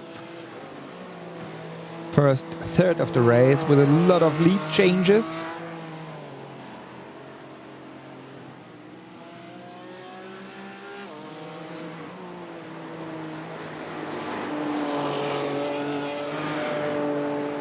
We just see here 377 car. It's the EPS Rennsport Esports. Patrick Steuer is currently sitting in the car.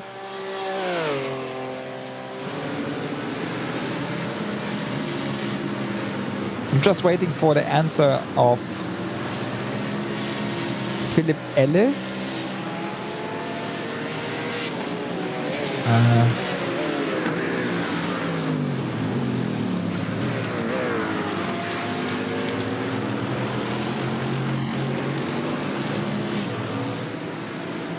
To ask what happened to the Manfilter car, because they were in a strong 5th position in the first race. Now they're not able to repeat this one.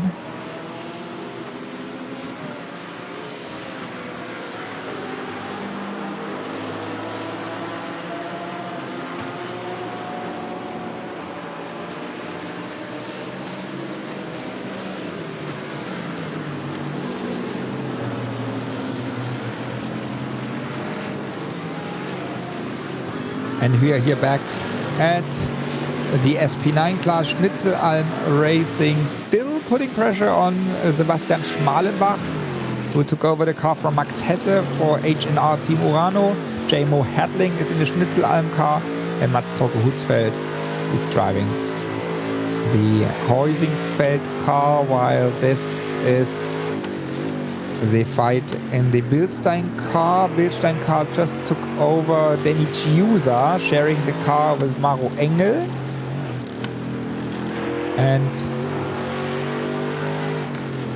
they are in 11th position. Chorus Sim Racing, Karl Jansson driving there. And in front of them, that's the M&J Performance car of Jan Philipp Springop. So here we just see the fight for top 10. On board, we were on board with the BMW Z4, but we jump into the change of the lead. Heusingfeld, Team Heusingfeld in SP3T just made the move.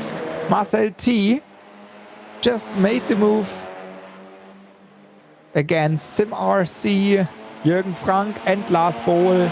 He's still in that fight as well.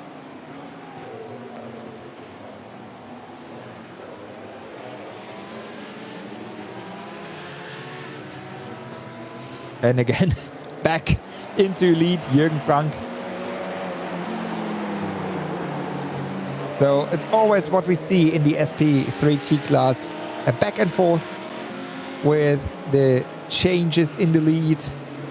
A lot of overtakes in that class with the slipstream and the strategy.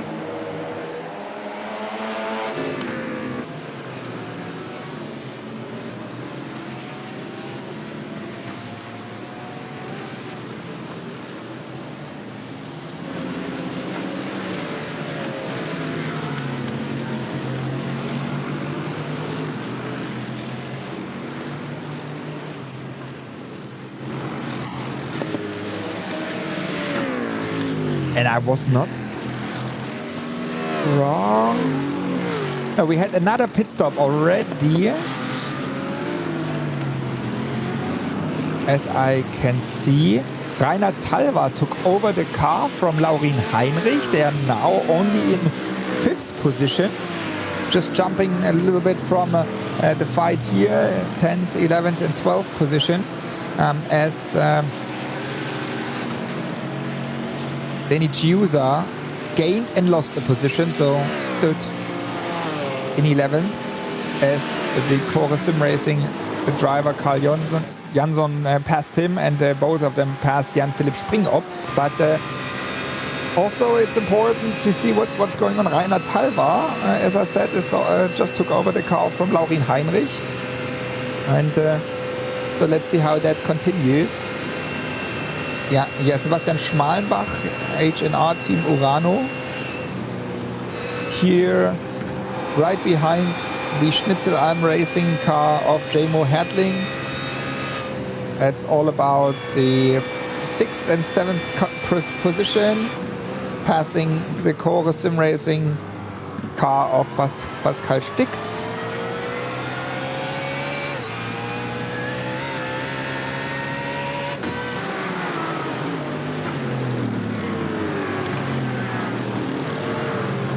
And that's gonna be a close fight here, because Mats Toko Hutzfeld is also closing the gap.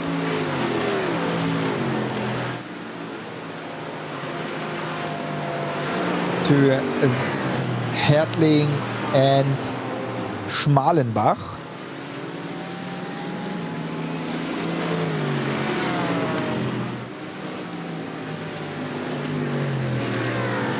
So currently we have MAHLE in front of Team BMW Bank, Williams Esports on 3rd, BS Competition number 90, Rein Barneveld is the driver there, is on 4th, BS Competition number 89, Rainer Talva only in 5th now, Schnitzelalm 6th, H&R, Team Urano on 7th, Heusingfeld, Mercedes-AMG HRT, Heusingfeld is in 8th, Keep On Racing, RN Vision STS is in 9th, and Core Sim Racing is in 10th position, while this here is the number 287 car in the Cup 2 class. It's currently driven by Mark Hennerizzi.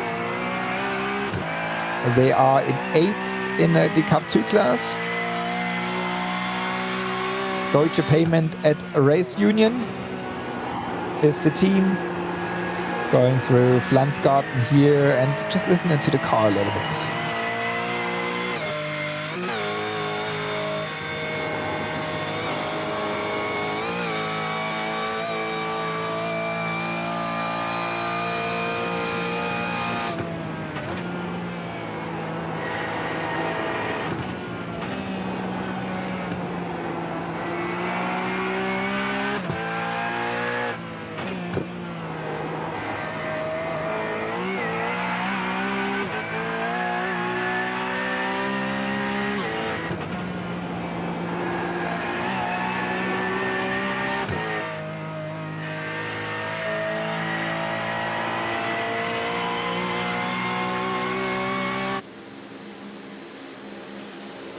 What a sound it is in the Porsche 911 Cup car. on board with Mark Henrici. Going back on Döttinger here now with less than half of the race. So we are halfway through.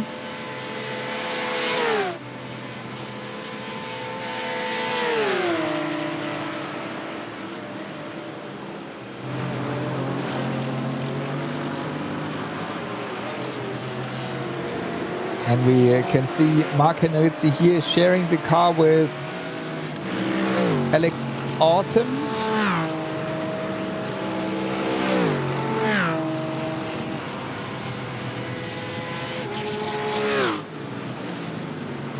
And there we see a crash. We see a crash of the leader of the race. There's a crash of the leader of the race. MAHLE Racing Team in trouble. MAHLE Racing Team is in big trouble.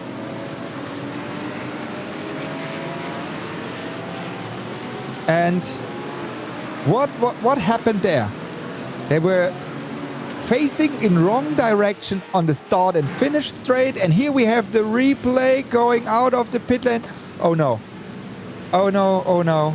That looks like a hardware problem. Hardware problem. He cannot steer the car anymore. He cannot steer the car. Dominik Steib, and we know Dominik Steib had some kind of problems before. So he had these kind of problems before with his connection and with his hardware. And now again Dominik Steib. What a race it is. Dominik Steib going back from first position back to 10th by having issues with his hardware. And now I'm just checking the second screen. He is still driving.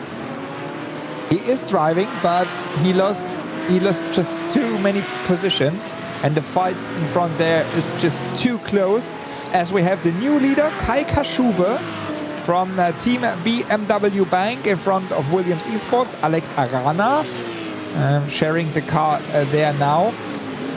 Alex Arana, who was winning together with Sami Matti Drogen race number 1. Now he's sharing the car with Jesse Krohn. So Williams Esports, Krohn and Arana in second position, and BS competition Rainer Talwa and Laurin Heinrich in third position. So that is very, very interesting what happened there. Again, problems with Dominik Steib.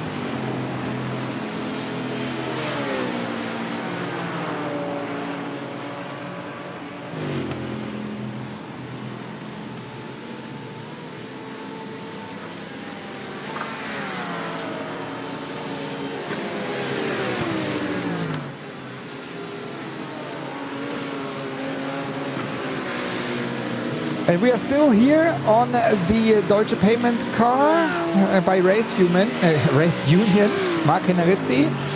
As just to let you know why we are so long on that car in the German stream, we have the interview with Alex Autumn, so the teammate of Mark Henrici is in the German stream, and so that's why the car was so long in the picture. But now we go into the fight again in SP3T. Sim RC in front, Jürgen Frank in front of Marcel T from Team Heusingfeld, and Frozen Speed is in the third position. And that's Lars Bohl still in the car.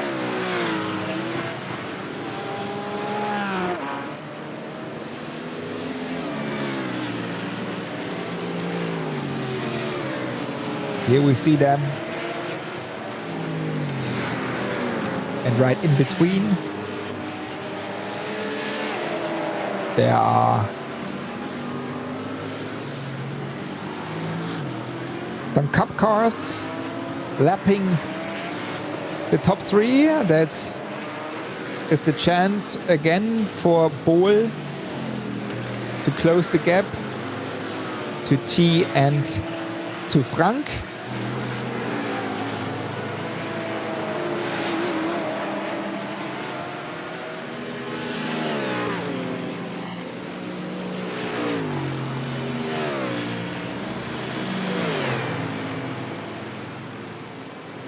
And we have for the last couple of minutes before we head into a short break again, we have Philip Ellis with us, and Philip is a driver for, as you all know, Mannfilter Team HTP Windward. Philip, we just saw strong performance from you from the start and also in qualifying, being in third position. But then, what happened at the pit stop as you had to do another pit stop, penalty pit stop, I guess? Was there a fast repair? Yeah, so hi guys. Unfortunately, we had an off after Arenberg on my in lap, which is very frustrating. So basically, hit the exit curb a little bit too hard. Not much different as it did all the other laps, just a bit too much, and it spun me straight into the wall. So had to crawl back the entire lap, try not to crash the car on the way back, and then we had to take a fast repair, which is a 5-minute penalty. So that's the time we lost, unfortunately. And it's a big shame, because as we just saw, the MAHLE racing team still, Dominik Steif again in big trouble. Hardware problems, I guess it was. We have him in the picture now also here. He was in the pit lane, went out and just went to the left into the wall. Probably again hardware problems. So it would have been a very good chance for you guys to fight for the win here. But now, is there anything still possible? You are in a 17th position in SP9 class. So what is the goal now? Well, first thing, it's really bad luck for Dominik. It sucks to have hardware problems. It's probably similar to have a mechanical problem in the real car. But that's not his fault. As of my driver error was my own mistake, so that's a bit different, of course. But until then, we were in a good position to fight for the win as well. Now, as you said, with his problems anyway. And now it's really just salvage as many points as we can. It's a long season still. We saw it last year, even when you have 1 or 2 DNFs. There's still everything in it. And so yeah, we're in the long run. And now we just have to see where we end up at the end. I don't think we'll make it into the top 5 or anywhere close to that after the 5-minute pit stop penalty. So whatever we take, we'll take it, and heads up to the next race. We had quite a huge update on iRacing also, in terms of BOP. Did that help you guys with the AMG, or how did it affect you guys? It certainly brought us closer to the BMWs, and there's a big change in balance, so to speak. So the BMWs, for example, are super fast on 1 lap now, where we have no chance. But in the long run, we tend to catch them on pace, which basically happened in the race as well, where I couldn't really keep up with the lead pack the first 2 laps, and then I started closing down the gap again. So that's very interesting, of course, which will change next race with the new car coming, with the BMW M4. And the reason for this is basically because the cars are driving on 2 different tire models. So the Mercedes and the Audi have the new tire model, which just came out recently, while the Z4 is still running on the old tire. So there's a bit of a balance change in both cars, but for that, to me, honestly, it felt pretty even out. So I hope it'll be similar or the same with the M4 coming as well, that we can actually fight with the BMWs. Thank you very much, Philip. As we just go into the break, into the Edward break, thank you very much for giving us these insights, and we crossing fingers for you guys to gain a little more positions after being unlucky at Arenberg corner, having a fast repair and then a 5-minute penalty pit stop. Thank you very much, Philip, for taking your time, and thank you. Crossing fingers for you guys also for the championship. Thank you very much. See you soon. So Philip Ellis, driver for Mannfilter Team HTP Windward.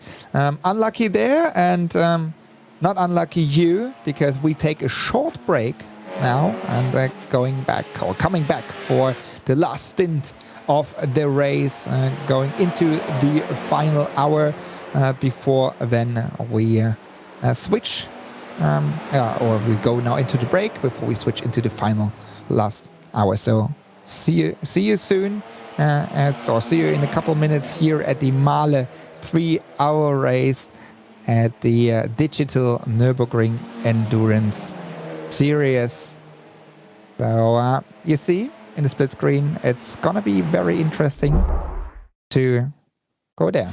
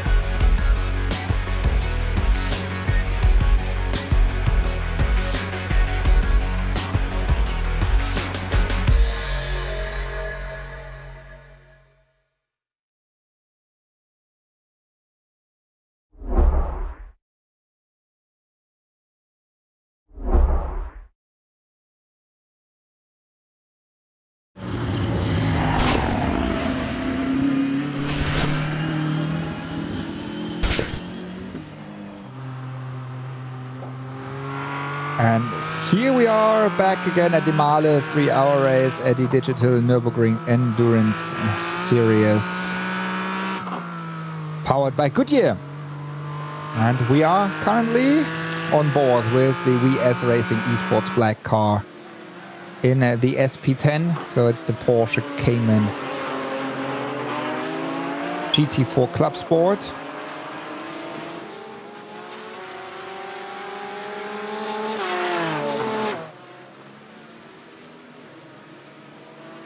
And we see 109, the number 109, that's the MAHLE Racing team car, getting stop and hold penalty for 60 seconds, stop and go penalty, 60 seconds for reckless driving. That's Dominic Steib.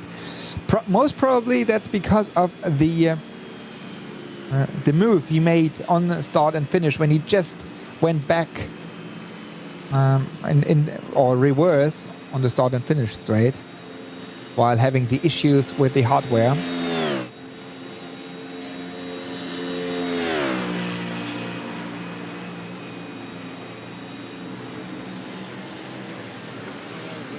So this car here, MAHLE Racing team, they have to come into the pit lane.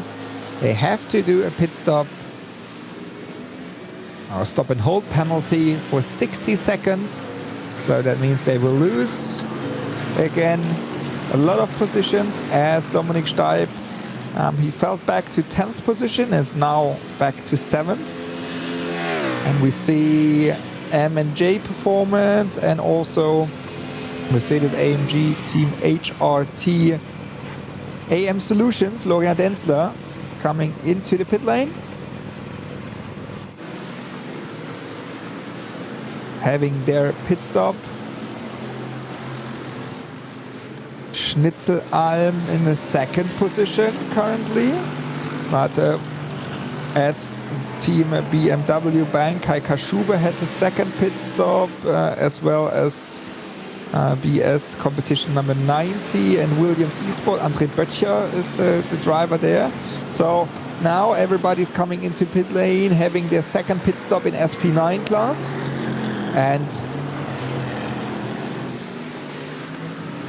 so that means we have to wait for another couple of laps until we have the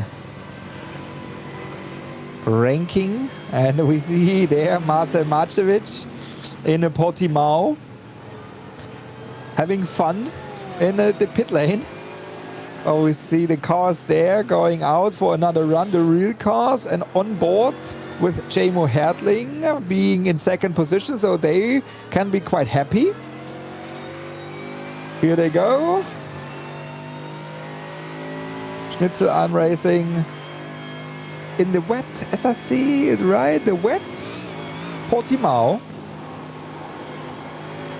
And the dry Nürburgring Nordschleife we see there. Jamo Hertling, see him working in the car.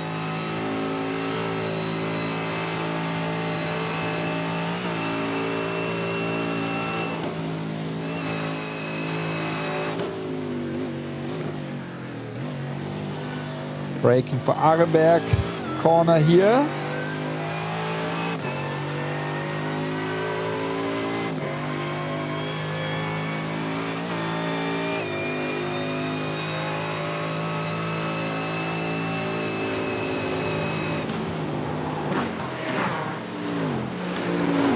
So at the moment, everything is settled again. We just wait for the leaders to pit. Rainer Talva sharing the car with Laurin Heinrich, while we see here Schnitzelalm, Heusingfeld. They're close together. The BMW in between is a lapped car. So it should be Dürener Motorsport Club, I think. Dominik Spieker. So that's not for position. And crash for the Eibach car. We were live on there. Crash for the Eibach car. in the area of Pflanzgarten. So on lapping here the Sim RC car, because that's the leading group of the SP3T, we just saw that the Eibach car went off with an impact in the barrier at the area of Pflanzgarten, or right in Pflanzgarten. Here we have the replay going in onto the curb, and then he lost the car. So that's a shame for the number 251 Eibach Sim Racing team, Lasse Krosch. A little bit of contact with the barrier there. He can continue, but you see he just touched the curb a little bit on the inside. Car was unstable, and then he could not hold it on the track, and he crashed into the barrier.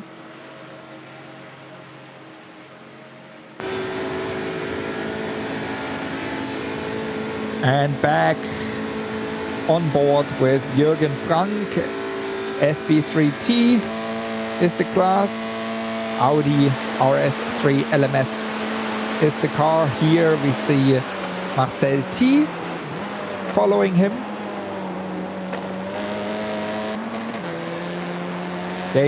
These guys will also have to do one more pit stop before they head into the final stint of the race. T is closing the gap, but you see he's not. Oh, there's the Eibach car again. Hello. He is not even trying to make any move, because he wants to stay in the slipstream. He wants to save fuel. He wants to save tires. That maybe on strategy, he can make the move in there and not on the track.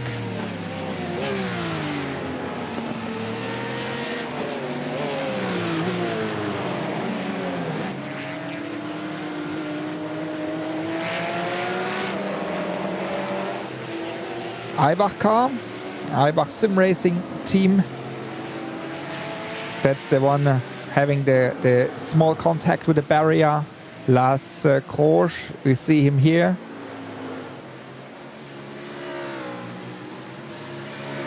And he's currently in 9th position. In the Cup 2 class.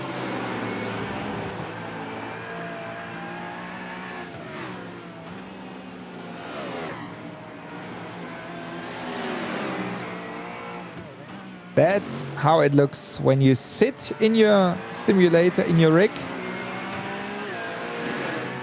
being fully concentrated and driving a cup car in the digital Nürburgring Endurance Championship presented by Goodyear here at the Nürburgring Nordschleife.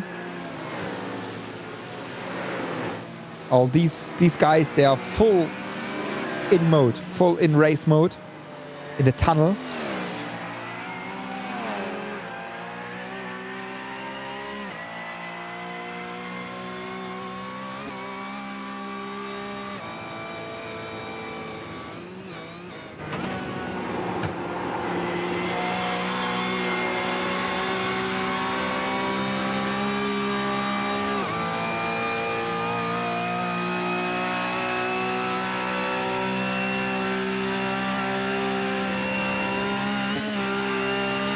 We are 1 hour and 4 minutes still in the race, still to go. And in front we have the change, I can tell you, while we are on board here with Eibach Sim Racing and having a replay, a very nice replay of the Eibach car going sideways in Mercedes Arena. Lasse Krosch saving the car. And we had to change that Heusingfeld, Mercedes AMG team HRT Heusingfeld, just made the move on Schnitzelalm as they went into pit lane. So now Heusingfeld second, BMW Bank in third position. BS Competition, Rainer Talva still on the track. And let's see how that will end up.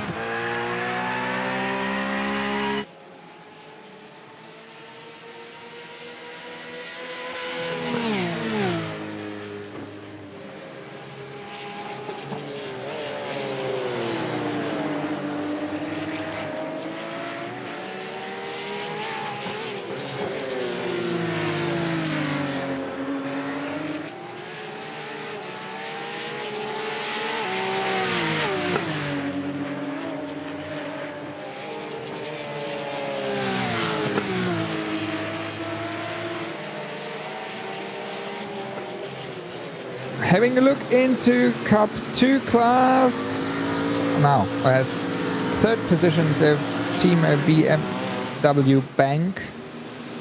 Kai Kashuba, that's him. That's the driver of the team BMW Bank car. Last year's champions. Together with Bruno Springer and Kai Kashuba and Nils Koch.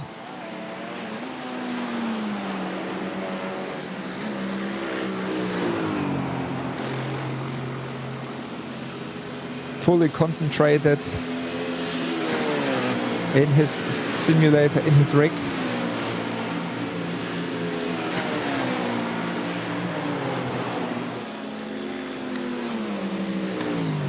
Shaking his head there, maybe he's not so happy. They are currently, as I say, third position with a gap of 29 seconds to their sister car, as they are called Team BMW Bank, but as BS Competition is the overall team. Rainer Talva is 29 seconds ahead. Last lap time was 8/10 slower than Talva. Rainer Talva is a pretty fast guy. First appearance was last time in the first round of the NLS.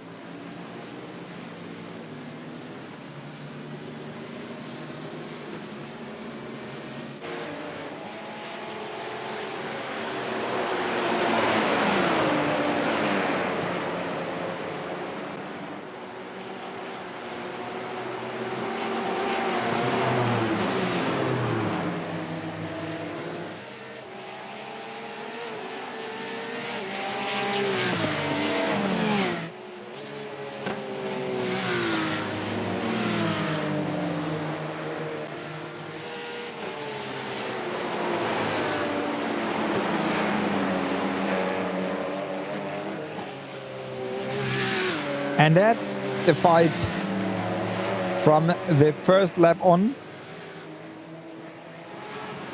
The fight in SP3T class.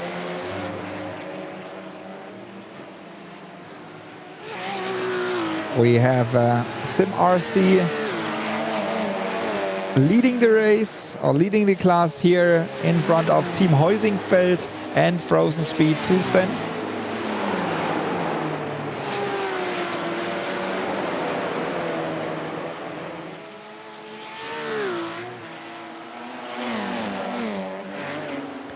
They are as close as we see it now together since lap number 1.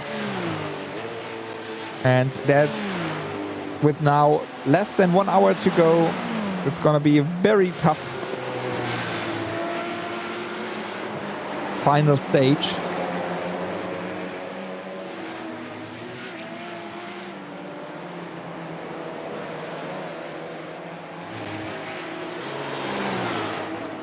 And we just wait for the leaders to do their final pit stop as well.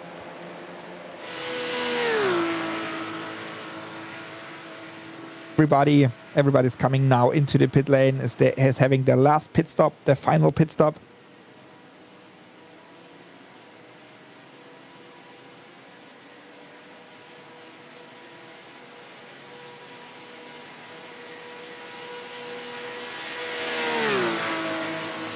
end. So we are waiting for a BS competition. We're waiting for Mercedes-AMG Team HRT Heusingfeld. We are waiting for H&R Team Urano, for Core Sim Racing, for these guys here in SP3T. So everybody should come into pit lane in the next couple of laps. Here they go. Here they go. As I say, Sim RC going into pit lane, Heusingfeld as well. And Frozen Speed stays out. Frozen Speed stays out for another lap. But that move from Heusingfeld looked like just a move like if they decide to go in, we do it as well. To not having the undercut.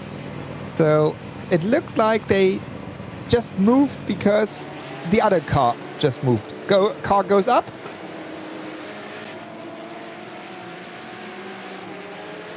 Quick service for the SP3T leading group, while Frozen Speed Full Send Racing last ball is still on track. Here, that's the pit stop. Now Heusingfeld is quicker. Heusingfeld was a little bit quicker.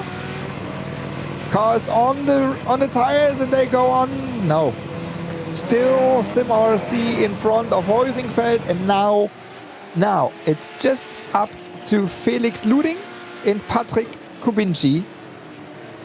They are in the cars again. They know each other quite well, not only from DNLS but also from other racing series, and but also from the beginning of the race.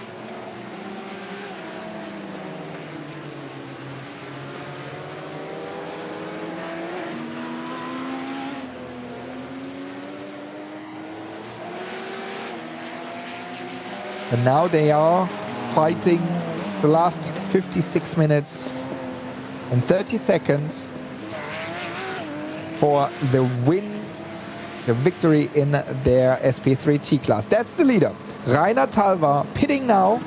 Rainer Talva, he is pitting now, as well as Mercedes-AMG Team HRT Heusingfeld, Mats Torge Hutzfeld, and also Kai Kaschube, Team BMW Bang. Was that Kai Kaschube? That's H&R Team Urano. There is Heusingfeld. No, it was Urano.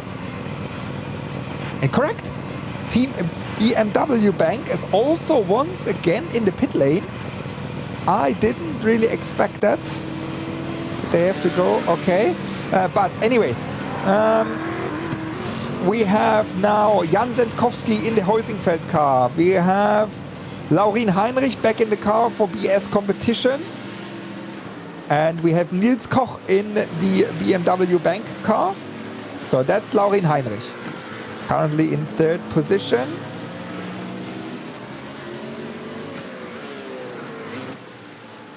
That was the last and final, or their second and final pit stop.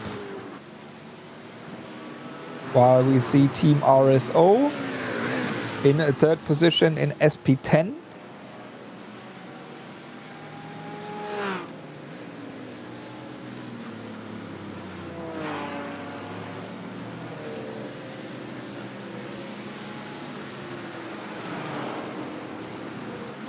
Nils Lorenz is still the driver of the car.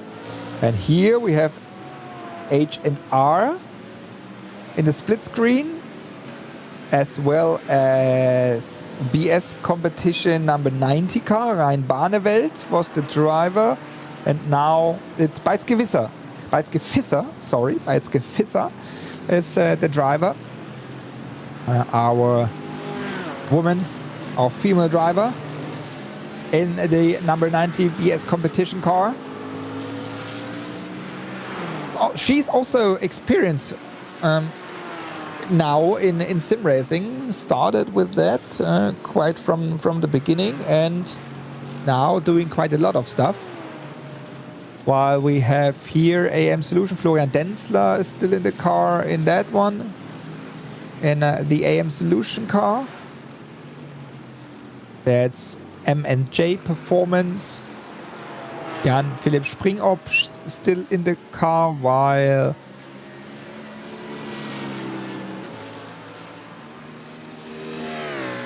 we have all the drivers in our Zoom meeting, in our video chat, to see how they perform in their sim racing rig and talking to their teammates and team managers and team captains.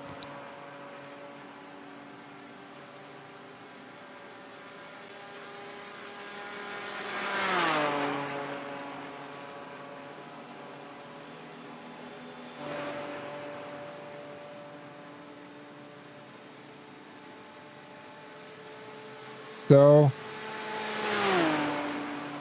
still with Team RSO number 397. Nils Lorenz is the driver at the moment, while his teammate is being interviewed in the German stream. Nils Carstensen. And they are sitting in third position, quite comfortable.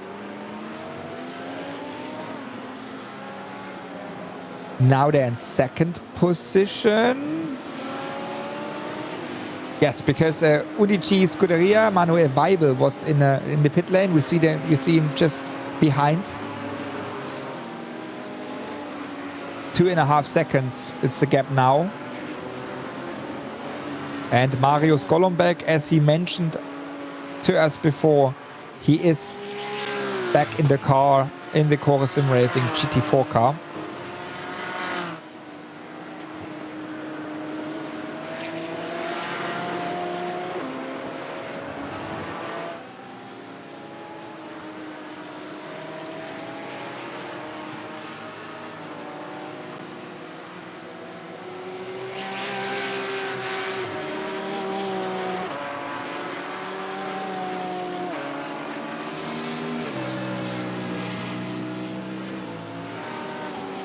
Having a look into the different classes, we have at the moment Core Sim Racing in SP9 in front of Williams Esports and BS Competition, Laurin Heinrich. In Cup 2, it's H2 Performance SRT in front of Usher Racing, still no change there. And BS Motorsport by H2P in third position. In SP10 class is Core Sim Racing in front of Team RSO, the car we just see here, and Undici Scuderia in third. And last but not least, in SP3T, still Frozen Speed in front of Sim RC and Team Heusingfeld, but Frozen Speed has to do their final pit stop. They have to do their final pit stop to come one more time into pit lane, so Sim RC will be in front there. That's BS Competition number 90 in the fight with the Bielstein car. Danny Giusa, Mercedes AMG Team HRT Bielstein, fighting for 8th and 9th position.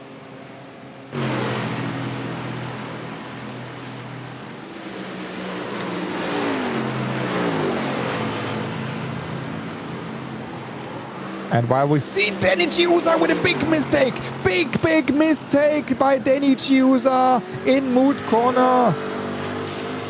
That was a huge mistake he just made. Danny Giusa, he crashed the car in Moot Corner. He had kind of a situation in round number 1. We see the replay here going a little bit off and then touching the grass, and he could not avoid the crash into the barrier. The car is heavily damaged.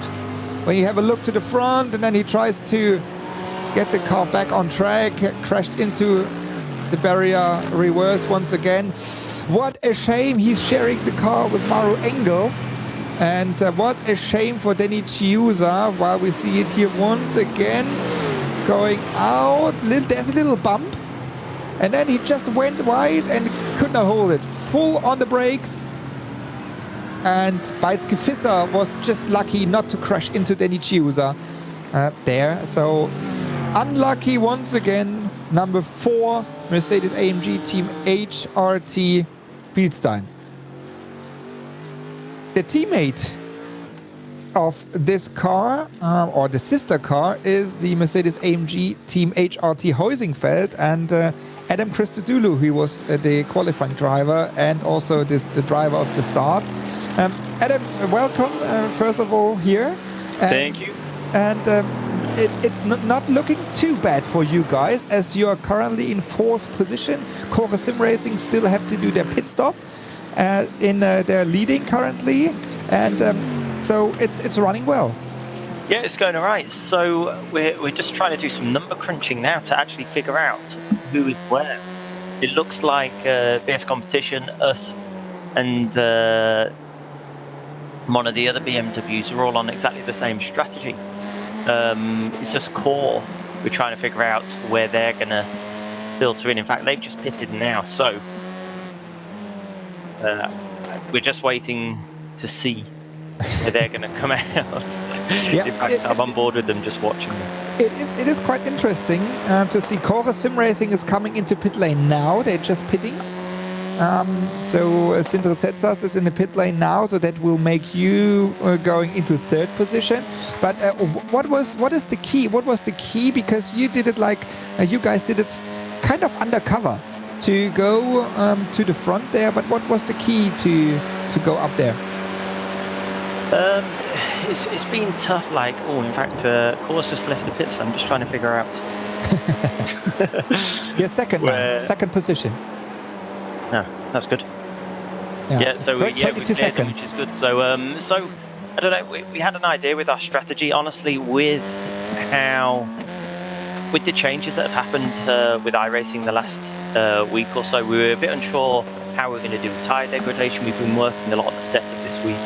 There's been a new tyre model, and so I don't know how much this has been covered, but basically all of our previous setups were thrown out the window, and so we've been having to figure out how to optimize the setups. It seems like the cars have all slowed down a little bit, but the weather conditions are all also extremely hot right now. It's 44 degrees track temp, and this is playing games with us all, I think, because it feels like the tyres are just cooking out there, and so we're a little unsure on how it's going to play. The BMWs ended up with more weight as they're on the older tyre model, which is a little bit different. That's why it looks like they've been able to stint and a half their tyres, whereas for us at the moment it's not possible to do that in these temperatures. And so been interesting understanding and trying to figure out who's on the correct strategy. Like, normally there's 2 strategies out there.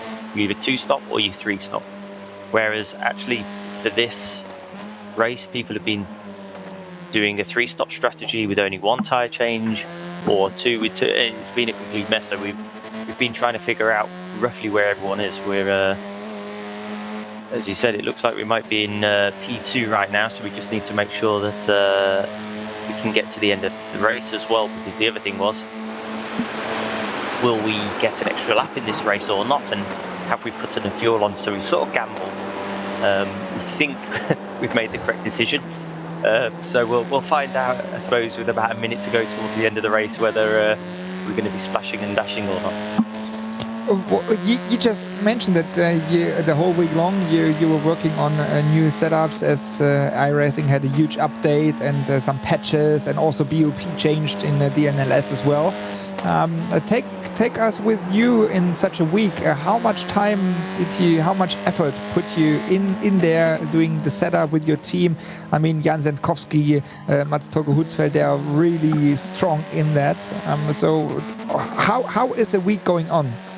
It's been incredible. Like, basically we put our original setup on and the ride heights were all incorrect, and so we had to change all of this, and then in the end it's like, man, this just isn't working. So actually we just went to the baseline setup that iRacing gives you, like, right, let's start from scratch. And so that's where we've been trying to understand how low we can get away with running the car without smashing the floor, because there's 2 or 3 areas of the circuit where you can bottom out and it damages the car, and then of course once you damage the car then you end up with a bit of extra drag on the straights, which you don't want. That's why when you look at the BMWs, they've looked like they've hit a few things, but it's just because they've bottomed out. But they seem to get away with it a little bit more than we do with the aero. And so this week, basically from Monday night, I've been on the sim for at least 3 hours with the boys, just doing setup work.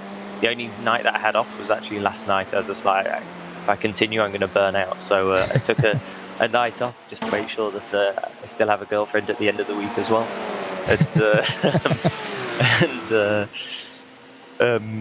So we watched a bit of TV last night just to relax, and then this morning I was straight back on the sim basically at 8:30 in the UK, just testing, and the track temps have been really high, and it's caused a bit of chaos actually with our setup. We haven't been happy with how the car has felt during this race, but we've stuck in there, and at the moment it's looking good. We just have to see whether we can fight off and get to the end of this stint against the other BMWs around us right now.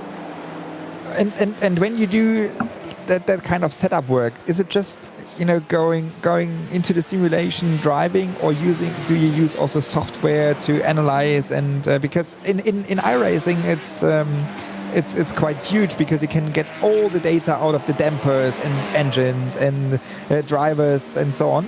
So do you use that as well, or is it just all about the feeling for you as a driver in the car? The more information you can have and the more you can understand it, the better. And so from the real world, I use lots of different data softwares, and for iRacing we use something called MOTEC. And so we download the data. And basically how we started off this week is we were just doing one lap stints, just trying to improve the balance of the car. And then towards the end of the week, once we were starting to get more comfortable, then we did a few longer stints. And during that, we can measure the tire temperatures during the lap, and you can see that in the hotter conditions it just creeps up all the way through the stint. So you end up monitoring tire wear as well, because that's another thing that's very important. And it is incredible. So yeah, we use MOTEC, but I also use something called Race Labs, which gives me all the other cars' lap times as well, and what positions they're in and what times they're doing. And I have Crew Chief that tells me if I'm losing in sector 1, 2 or 3. Obviously around here there's many sectors. And then I also use a software called CAPS, which is where you can compare the setups. And so we're using as much as we can. And of course what we did is we sort of got to a rough stage where we were happy with the setup, and then we sort of said to each other, right, okay, go and do your own thing and change what you think would make it better yourself. And then we compared it all.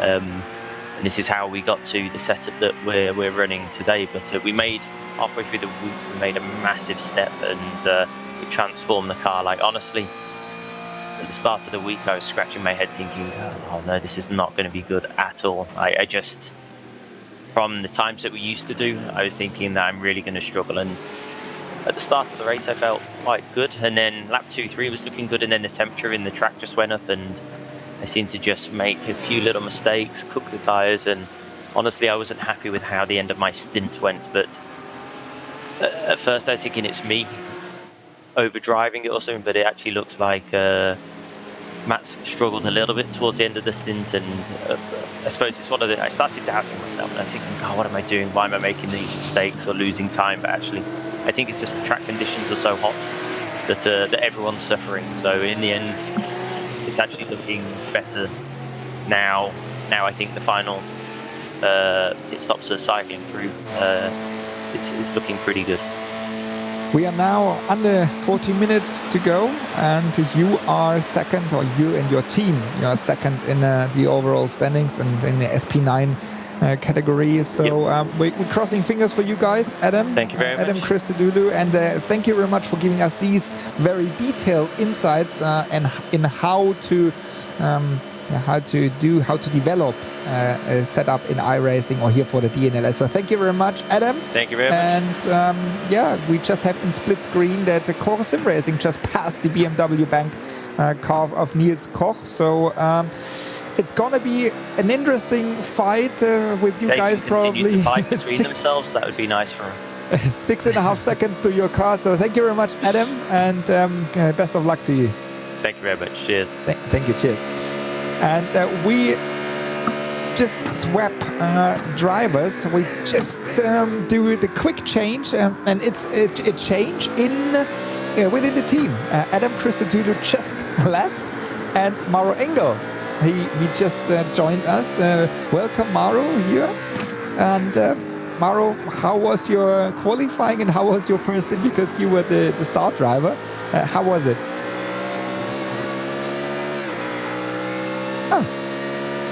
If he would be there, probably maybe he can hear us. Here we go.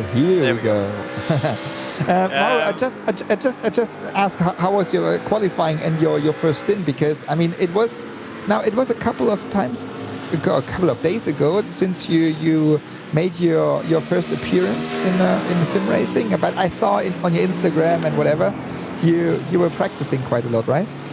Unfortunately, not a lot, or at least not Nordschleife on iRacing.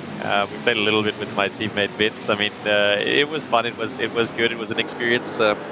It's quite a different mental approach to the real racing. Right here in DNLS, for me, the mental approach is to try to survive. So it's a bit of a different approach for now, but I guess you have to start somewhere. You have to start learning somewhere, and it's as well. You're a father. It's quite tough when you're home with the family. Then you obviously want to dedicate a lot of time to your child. So finding the time is the biggest challenge, but it was fun. And obviously with Danny, I've got someone with me. He's got a lot of experience. He's extremely fast.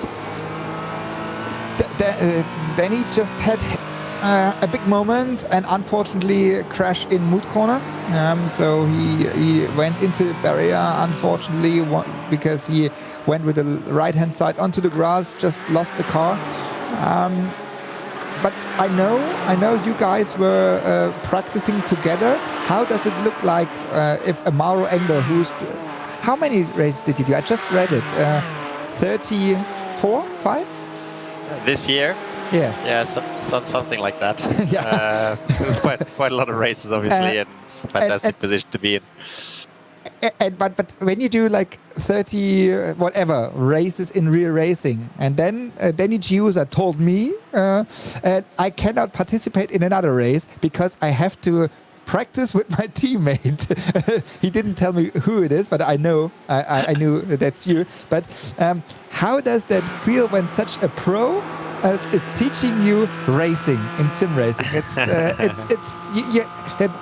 Dirk Müller, he told us last time, you have to really have to have another approach, right?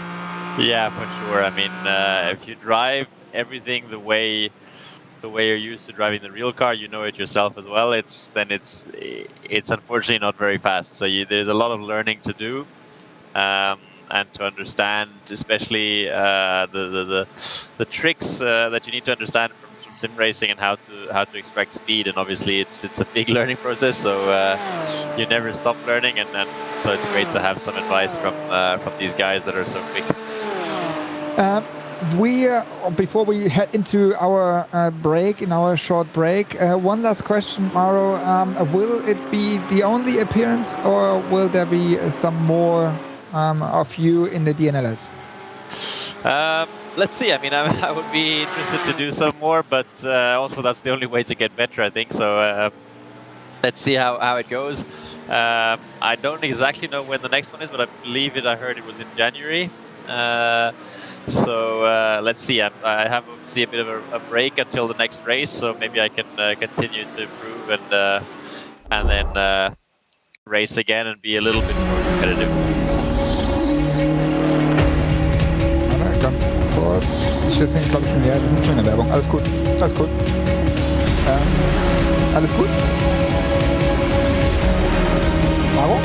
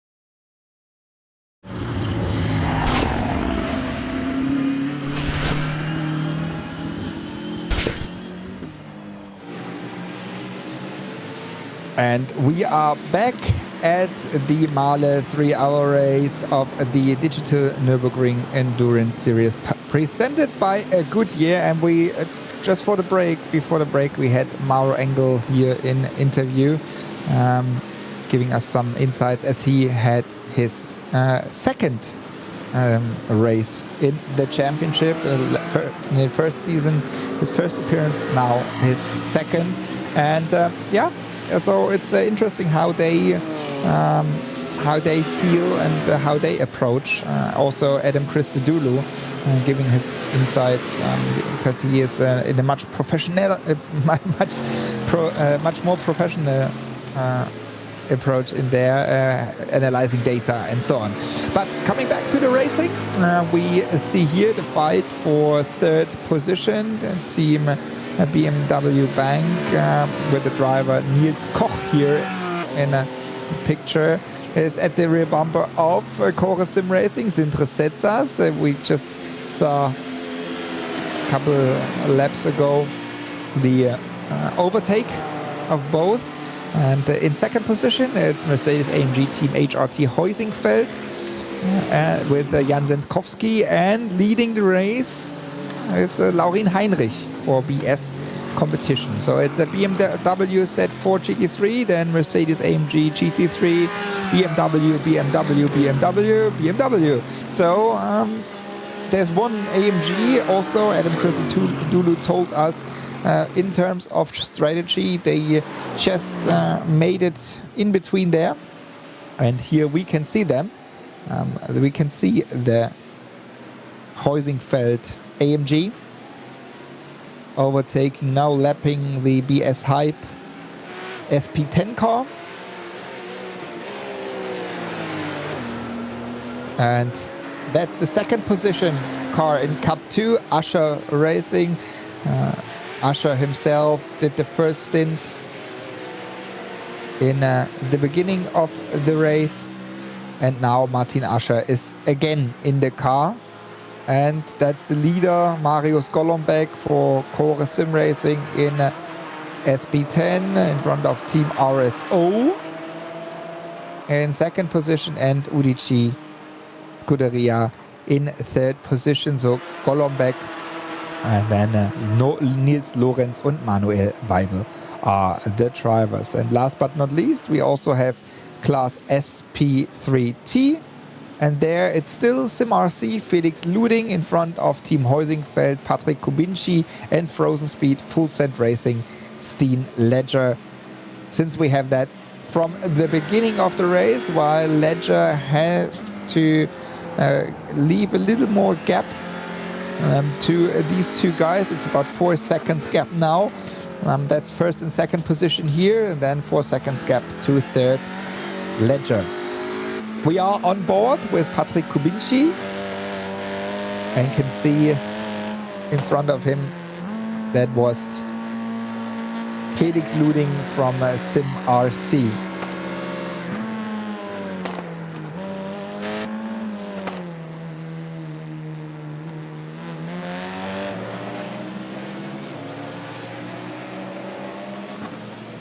"26 minutes to go. And here that will be a last minute or even last second decision in SP3T. All we see here the car of Steen Ledger, third position car.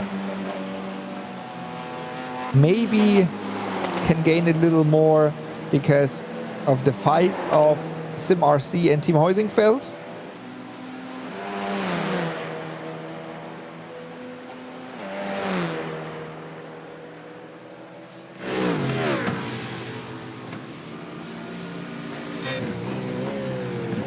While we jump into the BMW Z4 GT3 of Jan Maszakowski, Keep On Racing, Orange Vision STS is the team. In front of him with a lot, kind of problems there. M&J Performance, it's the team. And at the moment it's Marek Böckmann, the driver, the Nürburgring Nordschleife experienced driver. So it's about 12th and 13th position.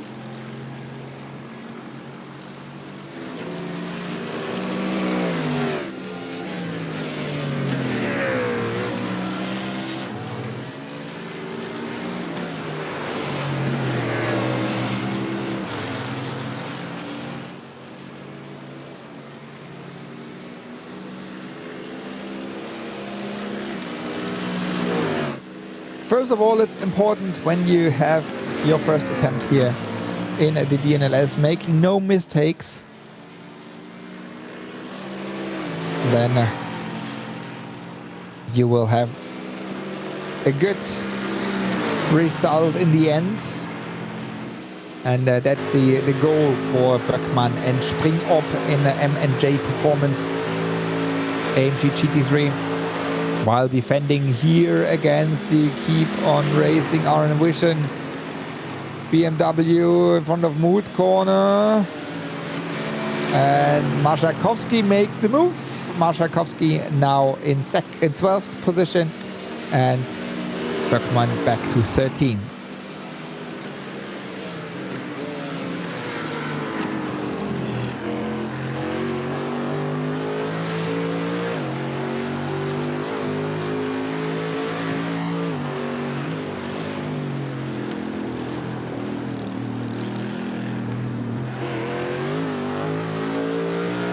"23 minutes to go."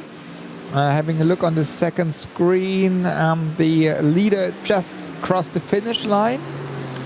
So that means we have from now on 3 laps to go. 3 laps from now.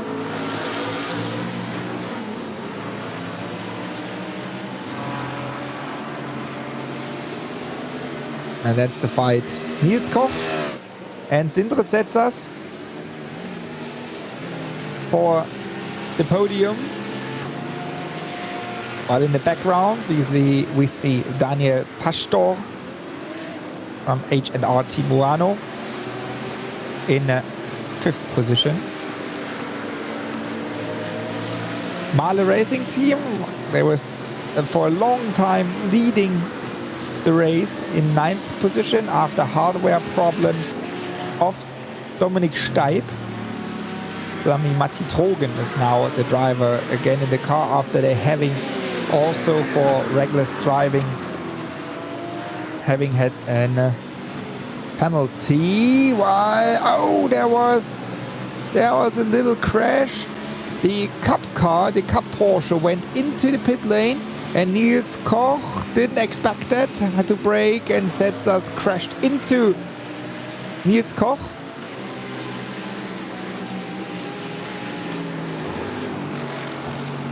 Was no heavy crash, but still it can affect, as we heard from Adam Christodoulou as well, it can affect the drag of the car. So let's see if we have any negative effect on that. That's about the lead, about the victory in the SP10 class. Golombek, Sim Racing in front of Team RSO in 2nd position. Nils Lorenz, we can see here. And then behind both of them, it's Undici Scuderia Manuel Weibel.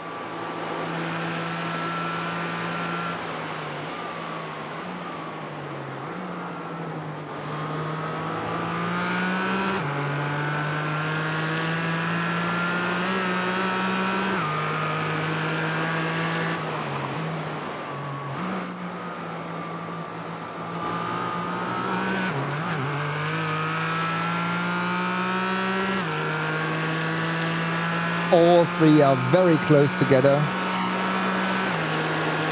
And it's gonna be hard work for Marius Golombek. He just mentioned it in the interview before that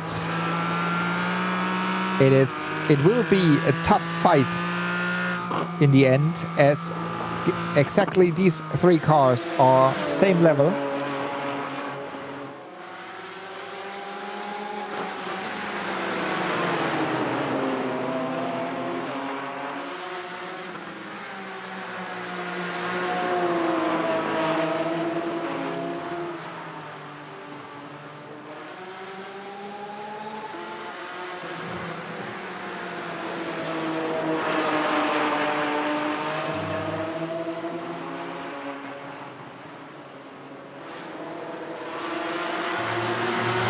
Golombek, Lorenz and Weibel. That's the leading group here in class SP10.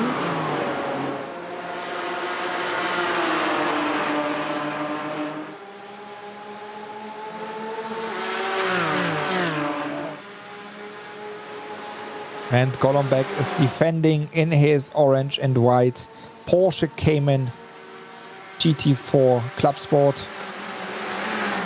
The best non-Porsche in the SP10 class is Marius Zug for BS Hype on 4th position, so right behind that group, while we see Golombek, while we see him here working, fully concentrated.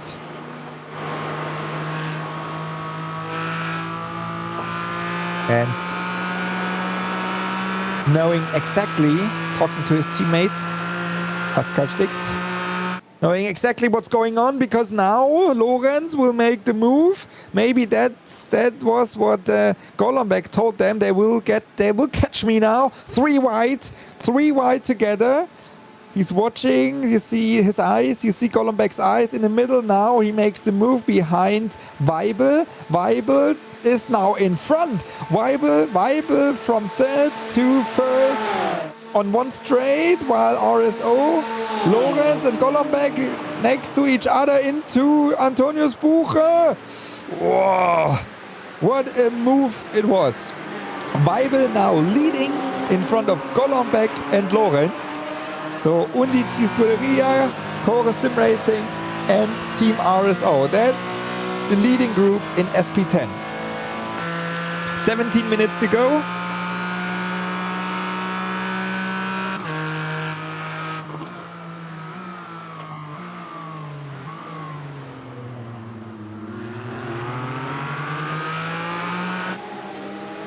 And still, you cannot tell who will be in front in the end.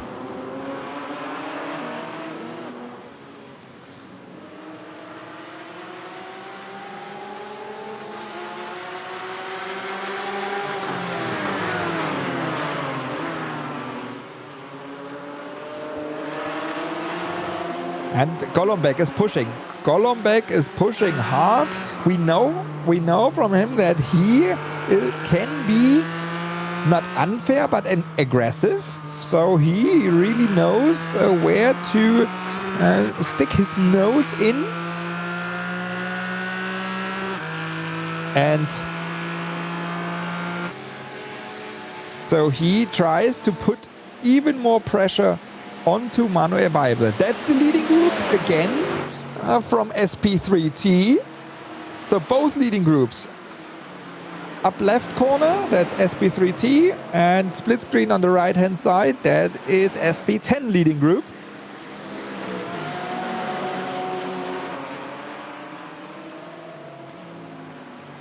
SimRC is leading in front of Team Heusingfeld in SP3T.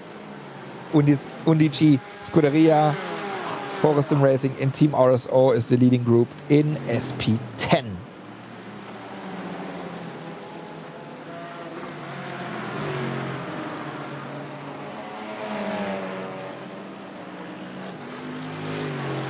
And now it's all up to, again, up to tire wear, fuel, slipstream, you know, exactly on track position, where you are, where you have to be. Because as we saw, Golombek was leading, and once they come onto the Oettinger Höhe, you have no chance because of slipstream to defend your position.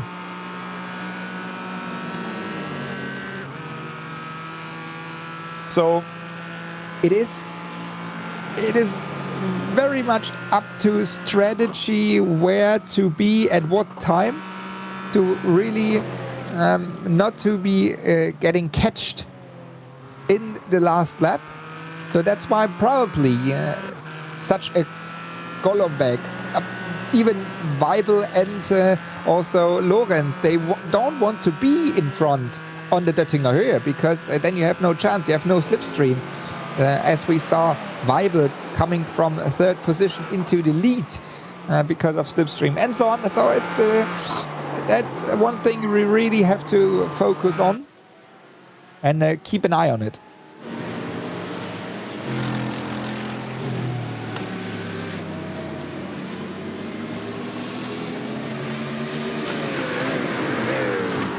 That's again the jump to SP9 class for the podium. Chorus Sim Racing, Sintrasetsas, Team BMW Bank,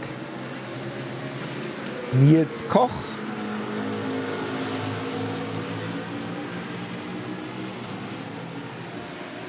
And also these two guys know each other quite well from the different series and categories they are driving in. Both having the same car, so it's the same situation for both of them. But who can handle it better? Who can make the move in the end for the possible podium?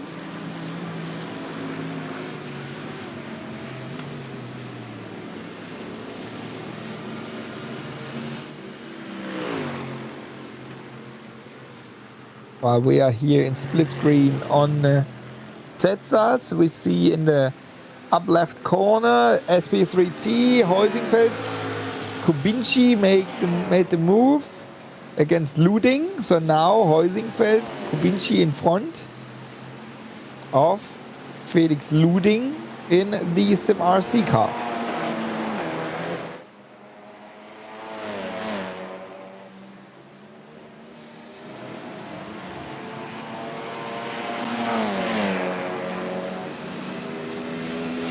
12 minutes to go.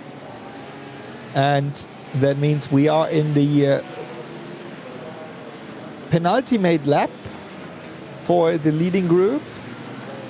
And also for these guys. So this lap and one more to go.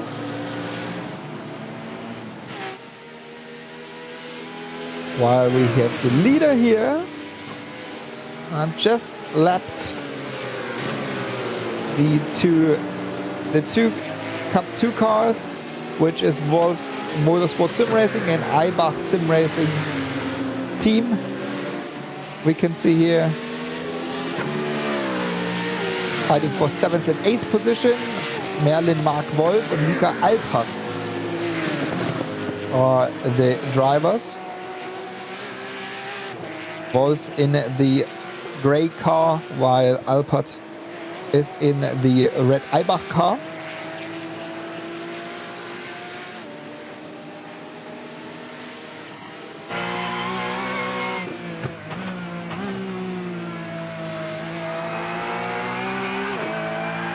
Going over the bridge at Breitscheid. And out, he touched the curb.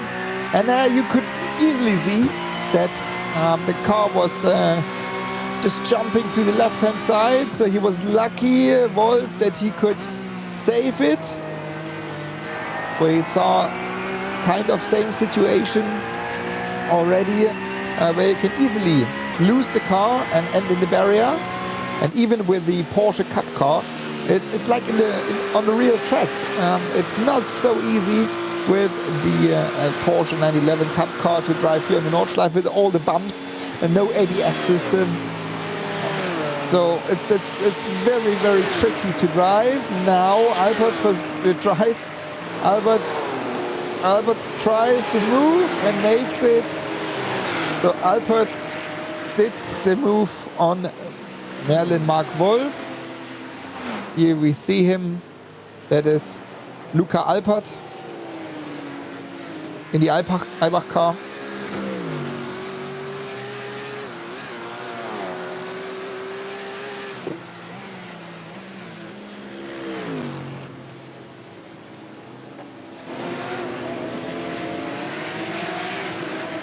And now Albert, he can easily go away. While some connection problems for Team Heusingfeld. Connection problems for Team Heusingfeld. Connection problems for Team Heusingfeld. Team Heusingfeld is out of the race. They are currently in second. But I can see on my second screen that iRacing itself, because if your internet connection is too low, iRacing can kick you out itself. And it looks like Team Heusingfeld is out of the race. Team Heusingfeld is out of the race because of connection problems. What a shame for the team. Now it's kind of easy for Sim RC. Felix Luding is the driver here of the car. But Patrick Kobinci is out of the race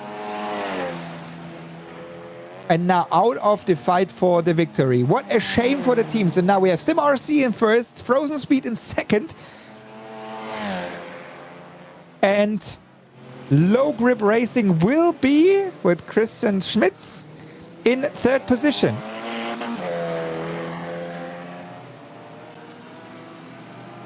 What a shame for Kobinci and Team Heusingfeld with such a strong performance in the last. They were kicked out from iRacing itself in the last 8 minutes of the race. What a shame it is for these guys.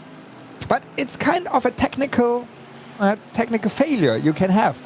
As we saw Dominik Steib having hardware problems, probably with his steering wheel coming out of the pit lane. And now also these are like technical failures you can have also in the real racing world. when you have any technical issues. Here it's all about internet connection, hardware, steering wheel, pedals, and so on. And that was the problem for Team Heusingfeld. Unfortunately, now they're dropping back now, 6th position, so they are out. And that's the decision is probably made, because there are 25 seconds in between SimRC and Frozen Speed. So we go now into this fight, which is Undici Scuderia and Core Sim Racing. Team RSO, they have to give up a little bit in the last couple of laps. And they are in their second last lap now. Now they are in their second last lap. As the leader, Laurin Heinrich is now in Mercedes Arena on the Grand Prix circuit. So behind this triple group. But they have to do one more lap after this. Laurin Heinrich, he's in his final lap. But these guys here, they have to do this lap and one more.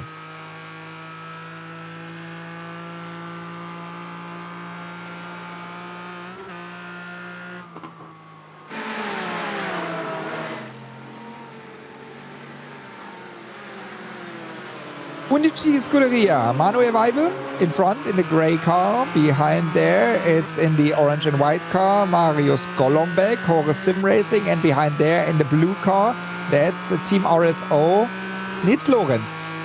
1, 2, and 3 in class SP10. Porsche. And behind these cars, it's the M4 GT4 of Marius Zug from BS Hype. Here we can see Undici Scuderia. It's a partnership with Team RSO. That's why you see the RSO sticker on the rear bumper, while we see in split screen the leader, Laurin Heinrich, in his last lap.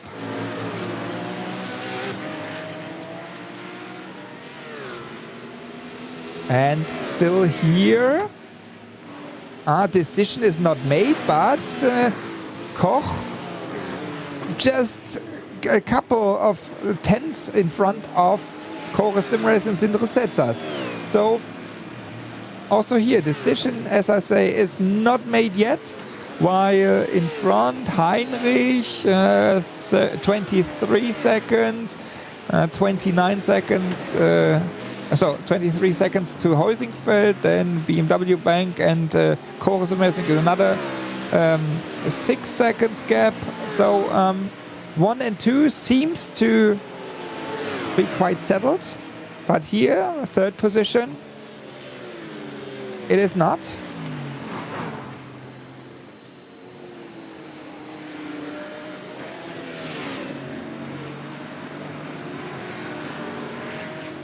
And Laurin Heinrich this time, without any bad luck, getting hit by a lapped car until now, as we are having about half of the lap still to go. Or they have to go half of the lap still. But even though he can manage that. Now area Kallenhardt and in the triple right-hander, miss into Werseifen, while we see here on the big split screen, on the bigger split screen, still the fight for third position. They go now into carousel, and if I say they, I mean SP10, and mistake by Golombek. Golombek made the mistake in carousel, so he went out of carousel a little bit too early. That would have been the chance for Lorenz, but he stood behind. But the gap to Weibel is increased.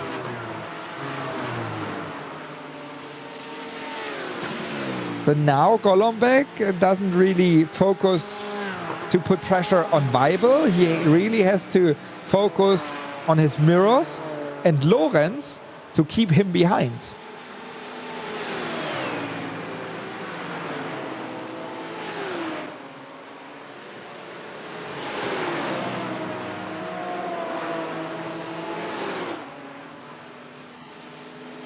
They go into Brünnchen now. And here we see the replay. Golombek. Yeah, he was a little bit too fast, it seems like. And he went out a little bit too early. He had to use the brakes, even though. And therefore, it was the chance for Lorenz to close the gap and maybe also try and attempt to pass Golombek. But still, the gap to Weibel in front, Udici Scuderia driver, it's not big enough because on the long Döttinger Höhe, and they have to do the Döttinger Höhe twice because it's their penultimate lap, while Laurin Heinrich in the split screen up left is in his last lap. You can use the slipstream, and Weibel is not that far away that it will not help Golombek to gain. Even more, the gap is just perfect to gain from the slipstream and maybe also make a move at the end of the long straight. Weibel goes to the right-hand side and tries to wave to give as less as slipstream as he can to Golombek and even more to Lorenz.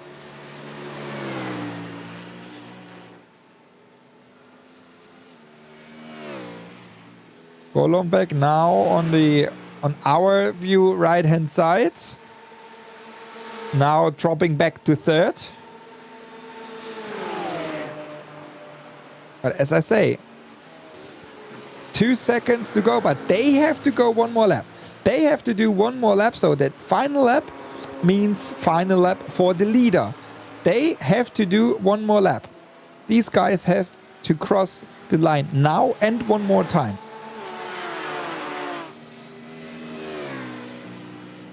Heinrich is on Döttinger Höhe now. So Heinrich, he will make it. Heinrich will bring it home for BS competition with his teammate Rainer Talva. Here we can see him on the long Döttinger Höhe.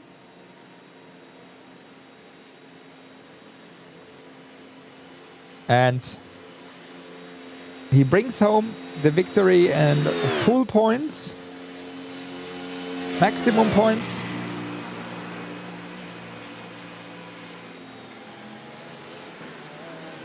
Here we go.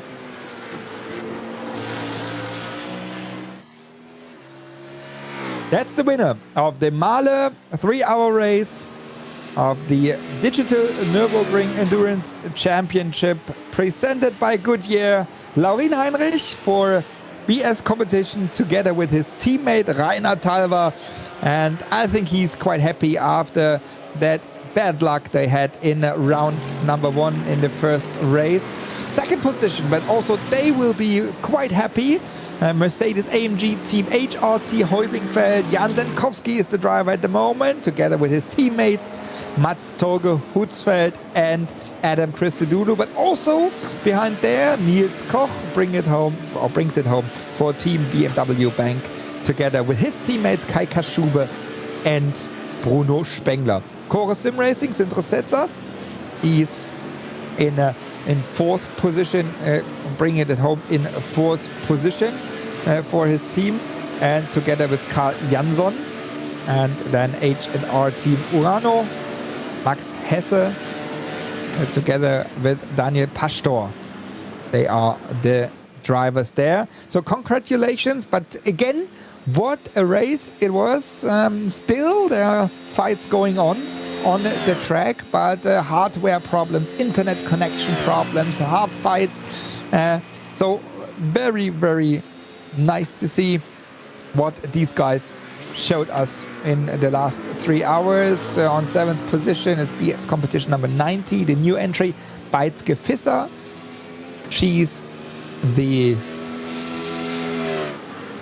one bringing it home in 8th position. Sorry, in 8th position. No, in 7th position. Yeah, I was right. In 7th position in the BMW Z4 Schnitzelalm. After a very good fight, they bring it home in 8th. Not even happy, not at all. Will the drivers be of this car? Sami Matti Drogen now in 9th position after leading the race. Hardware problems for his teammate Dominik Steib. A penalty because of reckless driving, only finishing in 9th position. So they will not be happy at all. Florian Denzler will then be the next one. You can see him there for Mercedes-AMG Team HRT-AM Solution in front of his teammate Denny Chiusa. Chiusa's car doesn't really look that promising, as he had some issues as well, losing the car in Moot Corner, for example. So that's the SP9 class. Having a look in the other classes here, for example, the SP10 class, no, Cup 2 class. Usher, Martin Usher is leading there. Usher with, only a 7 seconds gap. I mean, it is okay, but when you have situations like this, you can easily lose this gap. Even though he's right behind that leading pack in SP10. And that is going to be interesting. So Martin Usher, now that he passed the leading group, he probably will bring it home for Usher Racing.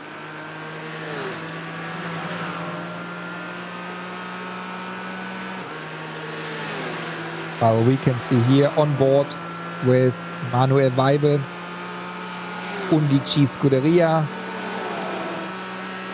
having full frame Team RSO in his back. And there it's Core Sim Racing Marius Golombek.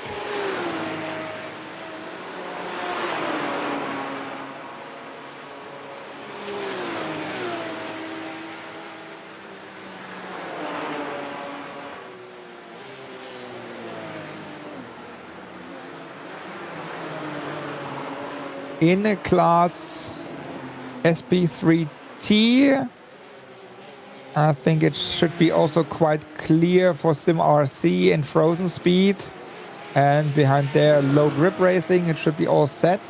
But here, it's still going on. And Golombek, in my opinion, Golombek has the best situation at the moment for the Long Döttinger Höhe, because he has the most slipstream. He has double slipstream from RSO, and there was a change here. There was the change that Undici Scuderia, Manuel Weibel, dropped back. I think he dropped back on purpose. He dropped maybe back on purpose. They are working together. I think they are working together because they are kind of same team, let's say, and so it's both kind of Team RSO. And Core Sim Racing behind there. And it looks like that Weibel let them drop back more and more, that the slipstream is not too big for Marius Golombek.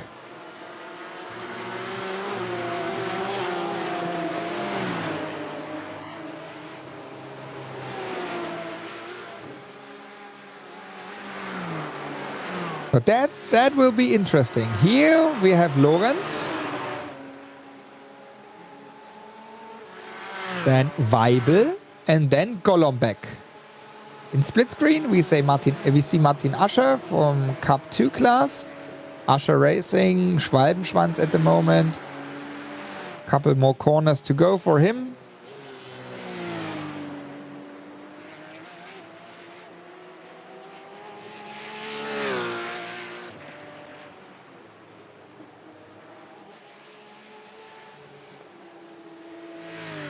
And here we go. Now into the Galgenkopf. Usher is on the Döttinger Höhe. And now we can see. Now we can see if that works out. That does not work out. I promise. That gap is too big from leading Nils Lorenz.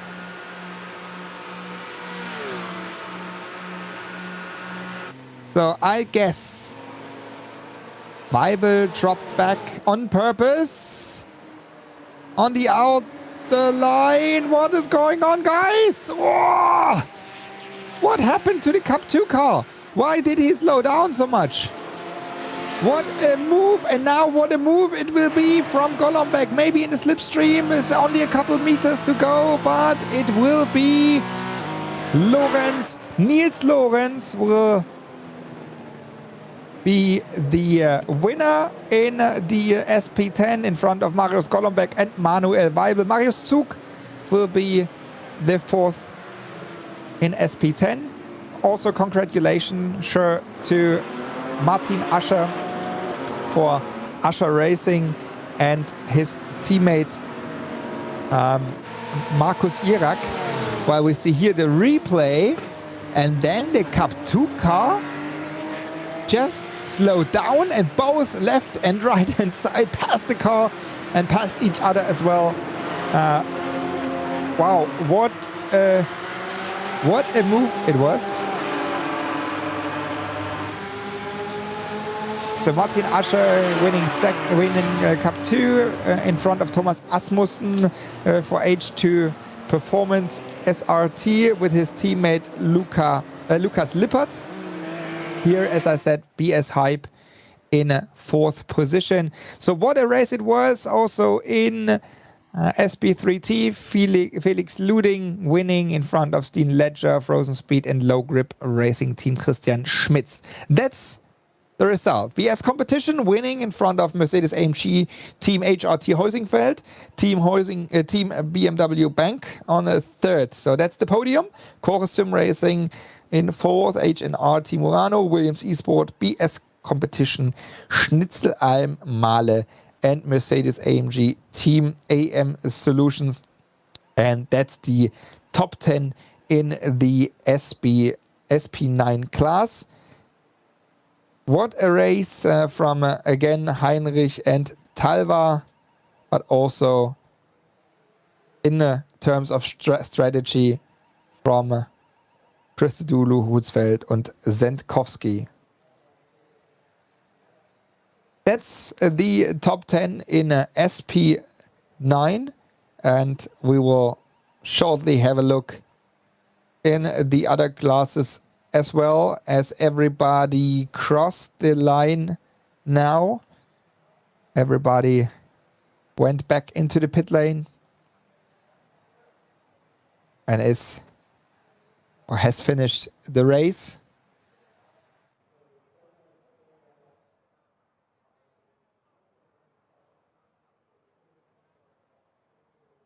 We are very much looking forward. Here we see the next page of the result, while Usher Racing, as I say, Usher and Jirak in front of H2 Performance SRT, Asmussen and Lippert.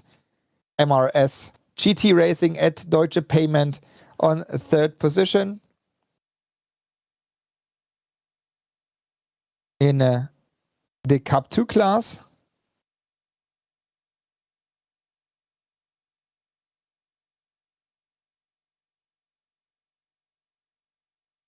Here we can see them once again on third. As I say, MRS GT Racing at Deutsche Payment. Florian Bodin and Marvin Otterbach are the drivers. VS Racing Esports Red, VS E-Motorsport by H2P, Team Nürburgring Esports, Eibach Sim Racing RC, Wolf Motorsport, and Novell Racing. On 10th position, Mark Henritzi at his debut in 11th. And in SP10, it's Team RSO. Lorenz and Carstensen in front of Coro Sim Racing, Golombek and Stix. Undici Scuderia in third, Weibel and Nebel Sieg. BS Hype, VRA Racing, Racetech Performance, Keep-On Racing, Vision, Sim RC, VS Racing Esports. And that's the top 10. AMC Siegburg is 10th position. And last but not least, we have a look in SP3T. Sim RC with a comfortable win, Luding and Frank. Frozen Speed, Full Send Racing, Ledger and Bowl, and Low Grip Racing. Christian Schmitz alone in the car on third. Raceline Sim Sports, Sim RC, Pro Sim, Team Heusingfeld with connection problems, unfortunately, in the lead of the race. Bernina Racing Team and SHK Racing Yellow in 8th position. That was the 3-hour race, the MAHLE 3-hour race of the Digital Nürburgring Endurance Championship. We have a little break. It's Christmas, it's New Year's, and we will be back in the mid of January and on the 16th of January with the TÜV Rheinland 3-hour race. And we are very much looking forward to that. Then we have another one in the end of February and in the beginning of March. So we are very much looking forward to welcome you back here then. Same time, 12:30 p.m. We will meet here on YouTube to see who is taking the win with a new car, with the M4 GT3, the new BMW, no Z4 anymore. So you should not miss that. And I thank you very much for watching and listening, and wishing you Merry Christmas, a Happy New Year, and see and hear you in the mid of January, on the 16th of January. Thank you very much, and Merry Christmas.